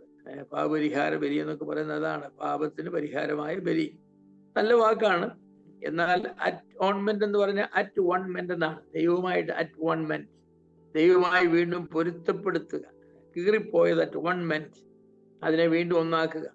ഇപ്പൊ പുതിയ നിയമത്തില് ഉപയോഗിച്ചിട്ടില്ലാത്തൊരു വേദശാസ്ത്ര പദമാണിത്. കിങ് ജെയിംസ് ബൈബിൾ റോമാലേഖനം 5:11 ഈ വാക്ക് ഉപയോഗിച്ചിട്ടുണ്ട്. എന്നാൽ മറ്റു വിവർത്തനങ്ങൾ അതിനോടെങ്കിലും നിരപ്പെന്നാണ് കൊടുത്തിട്ടുള്ളത്. നിരപ്പ് സത്യവേദ പുസ്തകത്തിൽ നിരപ്പെന്നാണ്, പിയോസിൽ അന്വേഷണമെന്നാണ്. അപ്പൊ വേദശാസ്ത്രപരമായി അറ്റോൺമെന്റ് യേശു ക്രിസ്തുവിന്റെ രക്ഷണീയ പ്രവൃത്തിയെ കുറിച്ചുള്ള പഠനമാണ്. ഈ പഠനത്തിന്റെ പരിധിയിൽ പ്രീണനം, പ്രതിപുരുഷ മരണം, വീണ്ടെടുപ്പ്, നിരപ്പ്, അന്വേഷണം, പ്രായശ്ചിത്തം ഇങ്ങനെയുള്ള അനേക ആശയങ്ങൾ ഉൾക്കൊള്ളുന്ന ഒരു ആശയമാണ്. എന്ന് പറഞ്ഞാൽ കർത്താവായ യേശു ക്രിസ്തുവിന്റെ യാഗം ഒരു പാപപരിഹാര ബലിയാണ് എന്ന് പറയുമ്പോൾ ഒരുപാട് കാര്യങ്ങൾ അതിലടങ്ങിയിട്ടുണ്ട് എന്ന്. നമ്മുടെ പാപത്തിന് പരിഹാരം വന്നു എന്നുള്ളത് മാത്രമൊന്നുമല്ല, നമ്മുടെ ബന്ധം വീണ്ടും സ്ഥാപിക്കപ്പെട്ടു. ദൈവവുമായുള്ള നമ്മുടെ ബന്ധം എന്ന് പറയുന്നത് വീണ്ടും സ്ഥാപിക്കപ്പെട്ടു. അതെ, ദൈവവുമായി നമുക്ക് നിരപ്പ് പ്രാപിച്ചു. ദൈവത്തിന്റെ അടുക്കിലേക്ക് കടന്നു ചെല്ലുവാനായിട്ട് നമുക്കും ദൈവത്തിന് മധ്യം നിന്നതായിരിക്കുന്ന വലിയ മല, കുന്ന് ഇടിച്ച് നിരപ്പാക്കി അനുരജ്ഞനം വരുത്തി എന്ന് പിയോസിക്കാർ പറഞ്ഞു. അനുരജ്ഞനം തുടങ്ങിയിരുന്ന ദൈവം നമ്മുടെ ഭാവനിമിത്തം നമ്മോട് കോപിച്ചാണ് ഇരുന്നത്. ആ ദൈവത്തെ അനുരജ്ഞനമായി, രമ്യമായി, നിരപ്പായി എന്നൊക്കെ പറയുമ്പോൾ വലിയ ഒരു ആശയമാണ്. ഇപ്പൊ കർത്താവിന്റെ കാൽവരിയിലെ ബലിയെ സംബന്ധിച്ച് പറയുമ്പോൾ അതൊരു പാപപരിഹാര യാഗമാണ്, അറ്റോണിക് സാക്രിഫൈസ് ആണെന്ന് പറയുന്നൊരു വലിയ ആശയമാണ്. പഴയ നിയമത്തിലെ പാപപരിഹാരം അല്ലെ അറ്റോൺമെന്റ് എന്നതിന് പകരം എന്നതിന് ഉപയോഗിച്ചിട്ടുള്ള വാക്ക് കഫാർ എന്നാണ്. കഫാർ എന്ന എബ്രായ പദമാണ്. കോപത്തെ ശമിപ്പിക്കുക, തെറ്റിനെ മൂടി വയ്ക്കുക എന്നൊക്കെയാണ് ആ വാക്കിന്റെ അർത്ഥം. യാഗമൃഗത്തിന്റെ രക്തം വഴിയാണ് ഇത് സാധിക്കുന്നത്. എന്നാൽ പാപത്തിന് പൂർണ്ണവും പര്യാപ്തവുമായ ശമനം എന്ന ആശയം ഈ വാക്കിന്റെ അർത്ഥത്തില്ല. കാരണം ഒരു ജന്തുവിന്റെ രക്തം കൊണ്ട് പാപത്തിന് പൂർണ്ണമായ ശമനം വരുത്താനായിട്ട് സാധ്യമല്ല. അതിനുള്ള കാരണം മൃഗത്തിന്റെ രക്തത്തിന് അതിനുള്ളതായിരിക്കുന്ന വിലയേ ഉള്ളൂ, മൂല്യമേ ഉള്ളൂ. സെപ്റ്റ്വജിന്റെ പരിഭാഷയിൽ ഈ വാക്കിനെ ഹിലാസ്കോമായി എന്നാണ്, ഹിലാസ്മോസ് എന്നൊക്കെ ഉള്ളതായിരിക്കുന്ന വാക്കിനോട് ബന്ധപ്പെട്ട വാക്കാണ്. അതിനെ തൃപ്തിപ്പെടുത്തുക എന്നോ തൃപ്തി വരുത്തുവാനുള്ള മുഖാന്തരമെന്നോ ഒക്കെയാണ്. ദൈവത്തിന്റെ ക്രോധത്തെ തൃപ്തിപ്പെടുത്തി ദൈവം യേശുക്രിസ്തുവിന്റെ കാൽവരി യാഗത്തോട് പറഞ്ഞു, now I am fully satisfied. മനുഷ്യവർഗത്തിന്റെ പാപപ്രശ്നം സംബന്ധിച്ച് എനിക്ക് തൃപ്തി വന്നിരിക്കുന്നു.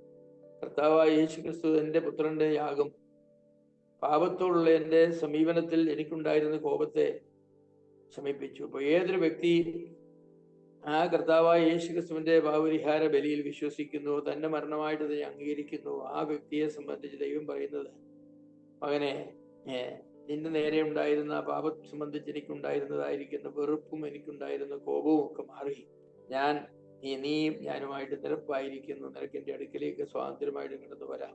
കർത്താവായ യേശുക്രിസ്തു മുഖാന്തരം നിനക്ക് കടന്നു വരാൻ കഴിയും എന്നുള്ളതായിരിക്കുന്ന സന്ദേശമാണ് പറയുന്നത്. അതൊരു ചെറിയ കാര്യമല്ല കേട്ടോ. പഴയ കാലത്ത് ഈ രാജവാഴ്ചയ്ക്ക് ഉണ്ടായിരുന്നതായിരിക്കുന്ന കാലത്ത് ഏതെങ്കിലും ഒരു വ്യക്തി രാജാവുമായിട്ട് പിണങ്ങിയാൽ രാജാവിന്റെ അടുക്കലേക്കൊന്നും അവനങ്ങനെ കയറി ചെല്ലാൻ നോക്കുകയില്ല. ഇന്ന് കാലത്ത് രാജാവ് കഴുത്ത് വെട്ടിക്കളയും ായിരുന്നു. എന്നാൽ രാജാവ് തന്റെ കുറ്റത്തിന് എന്ത് പ്രതിവിധിയാണ് ചെയ്യണം എന്ന് ആവശ്യപ്പെടുന്നു, ആ പ്രതിവിധി ചെയ്തു കഴിഞ്ഞാൽ രാജാവ് പറയും, എന്റെ കോപം നിന്റെ നേരെയുള്ള എന്റെ കോപം ശമിച്ചിരിക്കുന്നു, ഞാൻ നിന്നോട് ആവശ്യപ്പെട്ട പ്രതിവിധി നീ ചെയ്തിരിക്കുന്നു. ദൈവം മനുഷ്യവർഗത്തിന് ചോദിക്കുന്ന രക്തച്ചൊരിച്ചിൽ കൂടാതെ പാപത്തിന് മോചനമില്ല. ഭാവിയായ മനുഷ്യ, നിനക്ക് എന്റെ അടുക്കിലേക്ക് വീണ്ടും വരണമെങ്കിൽ നിന്റെ പാപത്തിന് പകരമായിട്ട് പാപമില്ലാത്ത ഒരാള് രക്തം ചിന്തണം. അത് ആരുടെയെങ്കിലും രക്തം ചിന്തിയാൽ പോരാ. കാരണം സർവ്വലോകത്തിന്റെയും പാപത്തെ പരിഹരിക്കണമെങ്കിൽ സർവ്വലോകത്തിന്റെയും മൂല്യത്തെക്കാൾ കൂടിയ മൂല്യമുള്ള ആള് പാപരഹിതനായിരിക്കണം. അങ്ങനെ മരിക്കാൻ സ്വയം മനസ്സുള്ളവനായിരിക്കണം. നിർബന്ധിച്ച് ആരെങ്കിലും കൊണ്ടു കൊന്നാൽ അതൊരു കൊലപാതകമായിരിക്കൂ. സ്വയം പാപത്തെ ഏറ്റെടുത്തുകൊണ്ട് സ്വയം മരിക്കുവാൻ സന്നദ്ധനായ ഒരാളായിരിക്കണം. പാപത്തിന്റെ പ്രശ്നമായതുകൊണ്ട് പാപപ്രശ്നത്തെ പരിഹരിക്കുന്നവനായിരിക്കണം. പാപത്തിന് ശമ്പളം മരണമായതുകൊണ്ട് ആ മരണത്തെ തോൽപ്പിക്കുന്നവനും മരണത്തെ ഏറ്റെടുത്ത് അതിനെ തോൽപ്പിക്കുന്നവനുമായിരിക്കണം. അങ്ങനെ എല്ലാവിധ വ്യവസ്ഥകളും കർത്താവായ യേശുക്രിസ്തു മനുഷ്യവർഗത്തിന്റെ പാപപരിഹാരത്തിന് വേണ്ടി കാൽവരിലെ കുരിശില് അർപ്പിക്കുകയും നിവർത്തിക്കുകയും ചെയ്തു എന്നുള്ളതാണ്. മനോഹരമായിരിക്കുന്ന ഒരു കാര്യമായിട്ടാണ് ഇരിക്കുന്നത്. ദൈവം നമ്മുടെ നേരെ ദൈവമായിട്ട് നമുക്ക് രചനയിലായി എന്ന് പറയുമ്പോൾ, നമുക്ക് നിരപ്പായി എന്ന് പറയുമ്പോൾ, അതിന്റെ പിന്നിൽ ഈ വലിയ സത്യമാണുള്ളത്. കർത്താവായ യേശുക്രിസ്തുവിന്റെ കാൽവരിയിലെ ബലിയാണ്. ആ ബലി അതിൽ കുറഞ്ഞ ഒന്നിനും തന്നെ അത് ചെയ്യാനായിട്ട് സാധിക്കുമായിരുന്നില്ല. അപ്പോൾ അറ്റോൺമെന്റ് വേദശാസ്ത്രമായ അടിസ്ഥാന ആശയം എന്ന് പറയുന്നത് തൃപ്തിപ്പെടുത്തുക, പ്രീണം ചെയ്യുക എന്നിവയാണ്. എന്തിനെ അഥവാ ആരെയാണോ തൃപ്തിപ്പെടുത്തുന്നത് എന്ന വിഷയത്തിൽ വ്യത്യസ്തങ്ങളായ ചിന്താഗതികളൊക്കെ ഉണ്ട്. നമ്മൾ മുമ്പേക്കത് പറഞ്ഞു. എന്നാൽ അവ ക്രിസ്തുവിന്റെ പാപപരിഹാര ബലിയുടെ വ്യത്യസ്ത ആശയങ്ങൾ എന്ന ഒരു അധ്യായത്തിൽ നമ്മൾ ചിന്തിച്ചു. അതേക്കുറിച്ച് നമ്മൾ ചിന്തിച്ചു. തൃപ്തിപ്പെടുത്തുന്നത് സാത്താനെയാണെന്ന് ചിലരും, അല്ല ദൈവത്തിന്റെ ന്യായത്തെയാണ്, ന്യായപ്രമാണത്തെയാണ്, ദൈവത്തിന്റെ മഹത്വത്തെയാണ്, അധികാരത്തെയാണ്. ഇങ്ങനെ പല ചിന്താഗതികളുണ്ട്. ഭാഗികമായ സത്യങ്ങൾ ഈ ചിന്താഗതികളിലൊക്കെ ഉണ്ട്. എന്നാൽ തിരുവചനത്തിന്റെ വെളിപ്പാടുകളുടെ അടിസ്ഥാനത്തിൽ അവയൊന്നും തന്നെ നമുക്ക് സ്വീകാര്യമായ ആശയങ്ങളല്ല. തിരുവചന വെളിച്ചത്തിൽ മനുഷ്യന്റെ പാപം ദൈവത്തിന്റെ ഏതെങ്കിലും ഒരു സ്വഭാവത്തെ മാത്രം പ്രതികൂലമായി ബാധിച്ചതായിട്ട് നാം കാണുന്നില്ല. നിങ്ങളുടെ അകൃത്യങ്ങൾ അത്രേ നിങ്ങളെയും നിങ്ങളുടെ ദൈവത്തെയും തമ്മിൽ ഭിന്നിപ്പിച്ചിരിക്കുന്നത്. അല്ലാതെ ദൈവത്തിന്റെ ഇന്ന സ്വഭാവമായിട്ടൊരു ഭിന്നതയിൽ നമ്മുടെ പാപം വരുന്നതല്ല. ദൈവം എന്ന് പറഞ്ഞ വ്യക്തിയുമായി നമുക്ക് അകൽച്ചയായി. ദൈവത്തിന്റെ എല്ലാ സ്വഭാവത്തോടും പാപം എതിരാണ്. അതുകൊണ്ട് പറഞ്ഞു, നിങ്ങളുടെ അകൃത്യങ്ങൾ അത്ര നിങ്ങളെയും നിങ്ങളുടെ ദൈവത്തെയും തമ്മിൽ ഭിന്നിപ്പിച്ചിരിക്കുന്നു. ശിയാപ്രവചനം 59:2. മനുഷ്യനും ദൈവവും തമ്മിലാണ് പ്രശ്നം, അല്ല ദൈവത്തിന്റെ ഏതെങ്കിലും ഒരു സ്വഭാവവും മനുഷ്യന്റെ പാപവും തമ്മിലല്ല പ്രശ്നം. അതുകൊണ്ട് തൃപ്തിപ്പെടുത്തേണ്ടത് ദൈവത്തെയാണ്, ദൈവത്തിന്റെ ഏതെങ്കിലും ഒരു സ്വഭാവത്തെ അല്ല. യാഗത്തിന്റെയും രക്തച്ചൊരിച്ചിലിന്റെയും അടിസ്ഥാനത്തിൽ അല്ലാതെ മനുഷ്യരുടെ പാപങ്ങളെ ക്ഷമിക്കുവാൻ കഴിവില്ലാത്തത് എന്തുകൊണ്ടാണെന്ന ചോദ്യം ഉന്നയിക്കപ്പെടാറുണ്ട്. യേശുക്രിസ്തുവിന്റെ മരണത്തിലുള്ള പാപപരിഹാര ഉദ്ദേശത്തെ നിഷേധിക്കുന്നവരുടെ ചോദ്യമാണത്. എന്നാൽ തൃപ്തികരമായ പരിഹാരത്തിന്റെ അടിസ്ഥാനത്തിൽ അല്ലാതെ പാപത്തെ ക്ഷമിക്കുവാൻ ദൈവത്തിന് കഴിയുകയില്ല. പാപത്തെ ക്ഷമിച്ചു കൊടുക്കണമെങ്കിൽ വെറുതെ കണ്ണടിച്ച് ക്ഷമിച്ചിരിക്കുന്നു പറയാൻ ഒക്കില്ല. കാരണം പാപം എന്ന് പറഞ്ഞാൽ ദൈവത്തിന്റെ വ്യക്തിത്വത്തിനും അസ്തിത്വത്തിനും ദൈവത്തിന്റെ പരമാധികാരത്തിനും ഒക്കെ എതിരെയുള്ളതായിരിക്കുന്ന ഒരു പാപമാണ്, ഒരു ലംഘനമാണ്. അതിനെ കണ്ടില്ലെന്നടിക്കാൻ ഒക്കുമില്ല. അപ്പോ പാപത്തെ ദൈവത്തിനെ ക്ഷമിക്കണമെങ്കിൽ പാപപ്രശ്നത്തിന് ദൈവം നിർദ്ദേശിച്ച പരിഹാരം തന്നെ മനുഷ്യൻ നൽകേണ്ടത് ആവശ്യമാണ്. ദൈവത്തിന്റെ സ്നേഹം, കരുണ, ദയ, മനസ്സലിവ് എന്നിങ്ങനെയുള്ള അഭേദ്യ ഗുണങ്ങൾ ദൈവത്തിനുണ്ട്. ആ ഗുണങ്ങൾ മാത്രമല്ല, ആ ഗുണങ്ങൾ ഉള്ളപ്പോൾ തന്നെ നീതി, ന്യായം, വിശുദ്ധി എന്നിങ്ങനെയുള്ള ഗുണങ്ങളും ദൈവത്തിനുണ്ട്. ദൈവത്തിന്റെ അഭേദ്യ ഗുണങ്ങൾ ഒന്നിനെ സംബന്ധിച്ചും വിട്ടുവീഴ്ച ചെയ്തു കൊടുക്കുവാൻ ദൈവത്തിന് കഴിയുകയില്ല. സ്നേഹം, താൻ സ്നേഹവാനായതുകൊണ്ട് നീതി വേണ്ടെന്നോ, താൻ നീതിമാനായതുകൊണ്ട് സ്നേഹം വേണ്ടെന്നോ വെക്കാൻ ഒക്കുകയില്ല. തന്റെ സ്വഭാവം ത്യജിപ്പാൻ അവന് കഴിയുകയില്ലല്ലോ എന്ന് 2 തിമോഥെയോസ് 2:13 പൗലോസ് പറയുകയുണ്ടായി. ദൈവത്തിന്റെ വ്യക്തിത്വത്തെ സമ്പൂർണ്ണമായി തൃപ്തിപ്പെടുത്തുന്ന ഒരു ക്രമീകരണമാണ് പാപമോചനത്തിനായി ദൈവം ആവശ്യപ്പെട്ടിരിക്കുന്നത്. ദൈവത്തിന്റെ നീതിയെയും ദൈവത്തിന്റെ സ്നേഹത്തെയും ഒരുപോലെ പ്രകടിപ്പിക്കേണ്ടത് ആവശ്യമാണ്. മാനുഷികമായിരിക്കുന്ന ഭാഷയിൽ പറഞ്ഞാൽ, പാപിയായ മനുഷ്യനോടുള്ള ദൈവിക വികാരങ്ങളുടെ പ്രകടനം വളരെ സങ്കീർണമാണ്. ദൈവത്തോട് പാപം ചെയ്ത മനുഷ്യനെ ശിക്ഷിക്കുവാനുള്ള ദൈവനീതിയുടെ നിർബന്ധം ഒരു ഭാഗത്തും, തന്റെ സൃഷ്ടിയായ മനുഷ്യന് നരകശിക്ഷ നൽകാതിരിക്കുവാനുള്ള സ്നേഹത്തിന് നിർബന്ധം മറുവശത്തും കാണാം. ഈ വിധത്തിലുള്ള ദൈവത്തിന്റെ നീതിയും ദൈവത്തിന്റെ സ്നേഹവും രണ്ടു വശത്തു നിന്ന് അങ്ങോട്ടും ഇങ്ങോട്ടും വലിക്കുന്നു എന്നൊക്കെ പറയാം. ദൈവത്തിന് ഇത് രണ്ടിലും ഒന്നിനെയും സംബന്ധിച്ചും ഇത് വേണ്ട, സാരമില്ല, നീതി അല്പസമയത്തേക്ക് അങ്ങനെ പറയാൻ ഒക്കില്ല. അങ്ങനെ വിട്ടാൽ ദൈവം ദൈവമല്ലാതായി തീരും. നീതിയില്ലാത്ത ദൈവം ദൈവമാണോ? സ്നേഹമില്ലാത്ത ദൈവം ദൈവമാണോ? ഇല്ല. അപ്പൊ ദൈവത്തിന്റെ സ്നേഹത്തെയും ദൈവത്തിന്റെ നീതിയെയും ഒരേ സമയത്ത് പൂർണ്ണമായി തൃപ്തിപ്പെടുത്തേണ്ടതായിരിക്കുന്ന ഒരു കാര്യമാണ് രക്ഷയ്ക്ക് ആവശ്യമായിരിക്കുന്നത്. അതാണ് ദൈവം ചോദിച്ചത്. അതാണ് കർത്താവായ യേശു ക്രിസ്തുവിന്റെ കാൽവരിയിലെ യാഗമെന്ന് ഞാൻ പറയുന്നത്. കാൽവരിയിൽ സംഭവിച്ചതാണ് ദൈവത്തിന്റെ നീതിയും ദൈവത്തിന്റെ സ്നേഹവും. അത് തമ്മിൽ ചുംബനം ചെയ്തു, ആലിംഗനം ചെയ്തു എന്ന് ഞാൻ പറയട്ടെ മനുഷ്യന്റെ ഭാഷയിൽ. ദൈവത്തിന്റെ നീതിയും ദൈവത്തിന്റെ സ്നേഹവും. എന്റെ പ്രിയമുള്ളവരെ, കർത്താവായ യേശു ക്രിസ്തുവിന്റെ കാൽവരിയിലെ ബലി അതിന്റെ വേണ്ട നിലയിൽ നാം മനസ്സിലാക്കിയില്ലെങ്കിൽ നമുക്ക് ഒരിക്കലും കർത്താവിന്റെ മരണത്തെ അപ്രീഷിയേറ്റ് ചെയ്യുവാനായിട്ട് കഴിയുകയില്ല. നമ്മൾക്കുള്ളതായിരിക്കുന്ന ഒരു വലിയ തെറ്റെന്ന് പറഞ്ഞാൽ പലപ്പോഴും നമ്മുടെ പാപത്തെ നാം അങ്ങ് ഊതി ഉയർപ്പിക്കും. ഞാൻ വലിയ പാപിയായിരുന്നു, 2 കാലം മുടന്തനായിരുന്നു. ഞാൻ നിങ്ങളോട് പറയട്ടെ, നമ്മുടെ പാപത്തെ ഒന്ന് ഊതി ഉയർപ്പിക്കേണ്ട കാര്യമൊന്നുമില്ല. ശുദ്ധനായ ദൈവത്തിനെതിരെ നാം ചെയ്യുന്ന ഏത് ചെറിയ പാപവും വലിയ പാപം തന്നെയാണ്. ദൈവത്തിനെതിരെയാണ് പാപം എന്നുള്ളത് കൊണ്ട് പാപം വളരെ വലുത് തന്നെയാണ്. അതിനുള്ള പരിഹാരവും വലുതായിരിക്കണം. ആ പരിഹാരമാണ് കർത്താവായ യേശു ക്രിസ്തു കാൽവരിയിലെ ക്രൂശിൽ നിവർത്തിച്ചത്. കർത്താവായ യേശു ക്രിസ്തുവിന്റെ കാൽവരി ബലിയുടെ പ്രാധാന്യം നാം മനസ്സിലാക്കി നാം ജീവിക്കേണ്ടത് ആവശ്യമാണ്. ആഴ്ചയുടെ 1-ാം നാൾ മരണത്തെ പ്രസ്താവിക്കാൻ വരുമ്പോൾ കർത്താവിന്റെ മരണത്തെക്കുറിച്ച് വേണം പറയാൻ, നമ്മുടെ പാപത്തെക്കുറിച്ചല്ല പറയേണ്ടത്. പാട്ട് പാടേണ്ടതും അങ്ങനെയാണ്. കർത്താവിന്റെ മഹത്വത്തെക്കുറിച്ചും കർത്താവിന്റെ മരണത്തിന്റെ ഭയങ്കരതയെക്കുറിച്ചും ഒക്കെ വേണം പറയാൻ. നമ്മുടെ പാപത്തിന്റെ ഭയങ്കരതയെക്കുറിച്ച് എത്രയേരം പറഞ്ഞാലും ഒരു പ്രയോജനവുമില്ല. കാരണം നമ്മുടെ പാപത്തിന്റെ ഭയങ്കരത നമുക്ക് ദോഷമല്ല, എന്ത് ഗുണമാണ് ചെയ്തിട്ടുള്ളത്. അതുകൊണ്ട് കർത്താവിന്റെ കാൽവരിയിലെ ബലിയുടെ മഹത്വം, അതിന്റെ അർത്ഥം, അതിന്റെ വ്യാപ്തിയൊക്കെ മനസ്സിലാക്കി ദൈവത്തെ സ്നേഹിക്കുകയും ദൈവത്തെ സേവിക്കുകയും ദൈവത്തെ ആരാധിക്കുകയും ഒക്കെ ചെയ്യേണ്ടത് ആവശ്യമാണ്. തന്റെ മരണത്തെക്കുറിച്ച് കൂടുതൽ പഠിക്കുവാനായിട്ട് കർത്താവ് അനുവദിച്ചാൽ അടുത്ത ആഴ്ച നമുക്ക് ശ്രമിക്കാം. ദൈവനാമം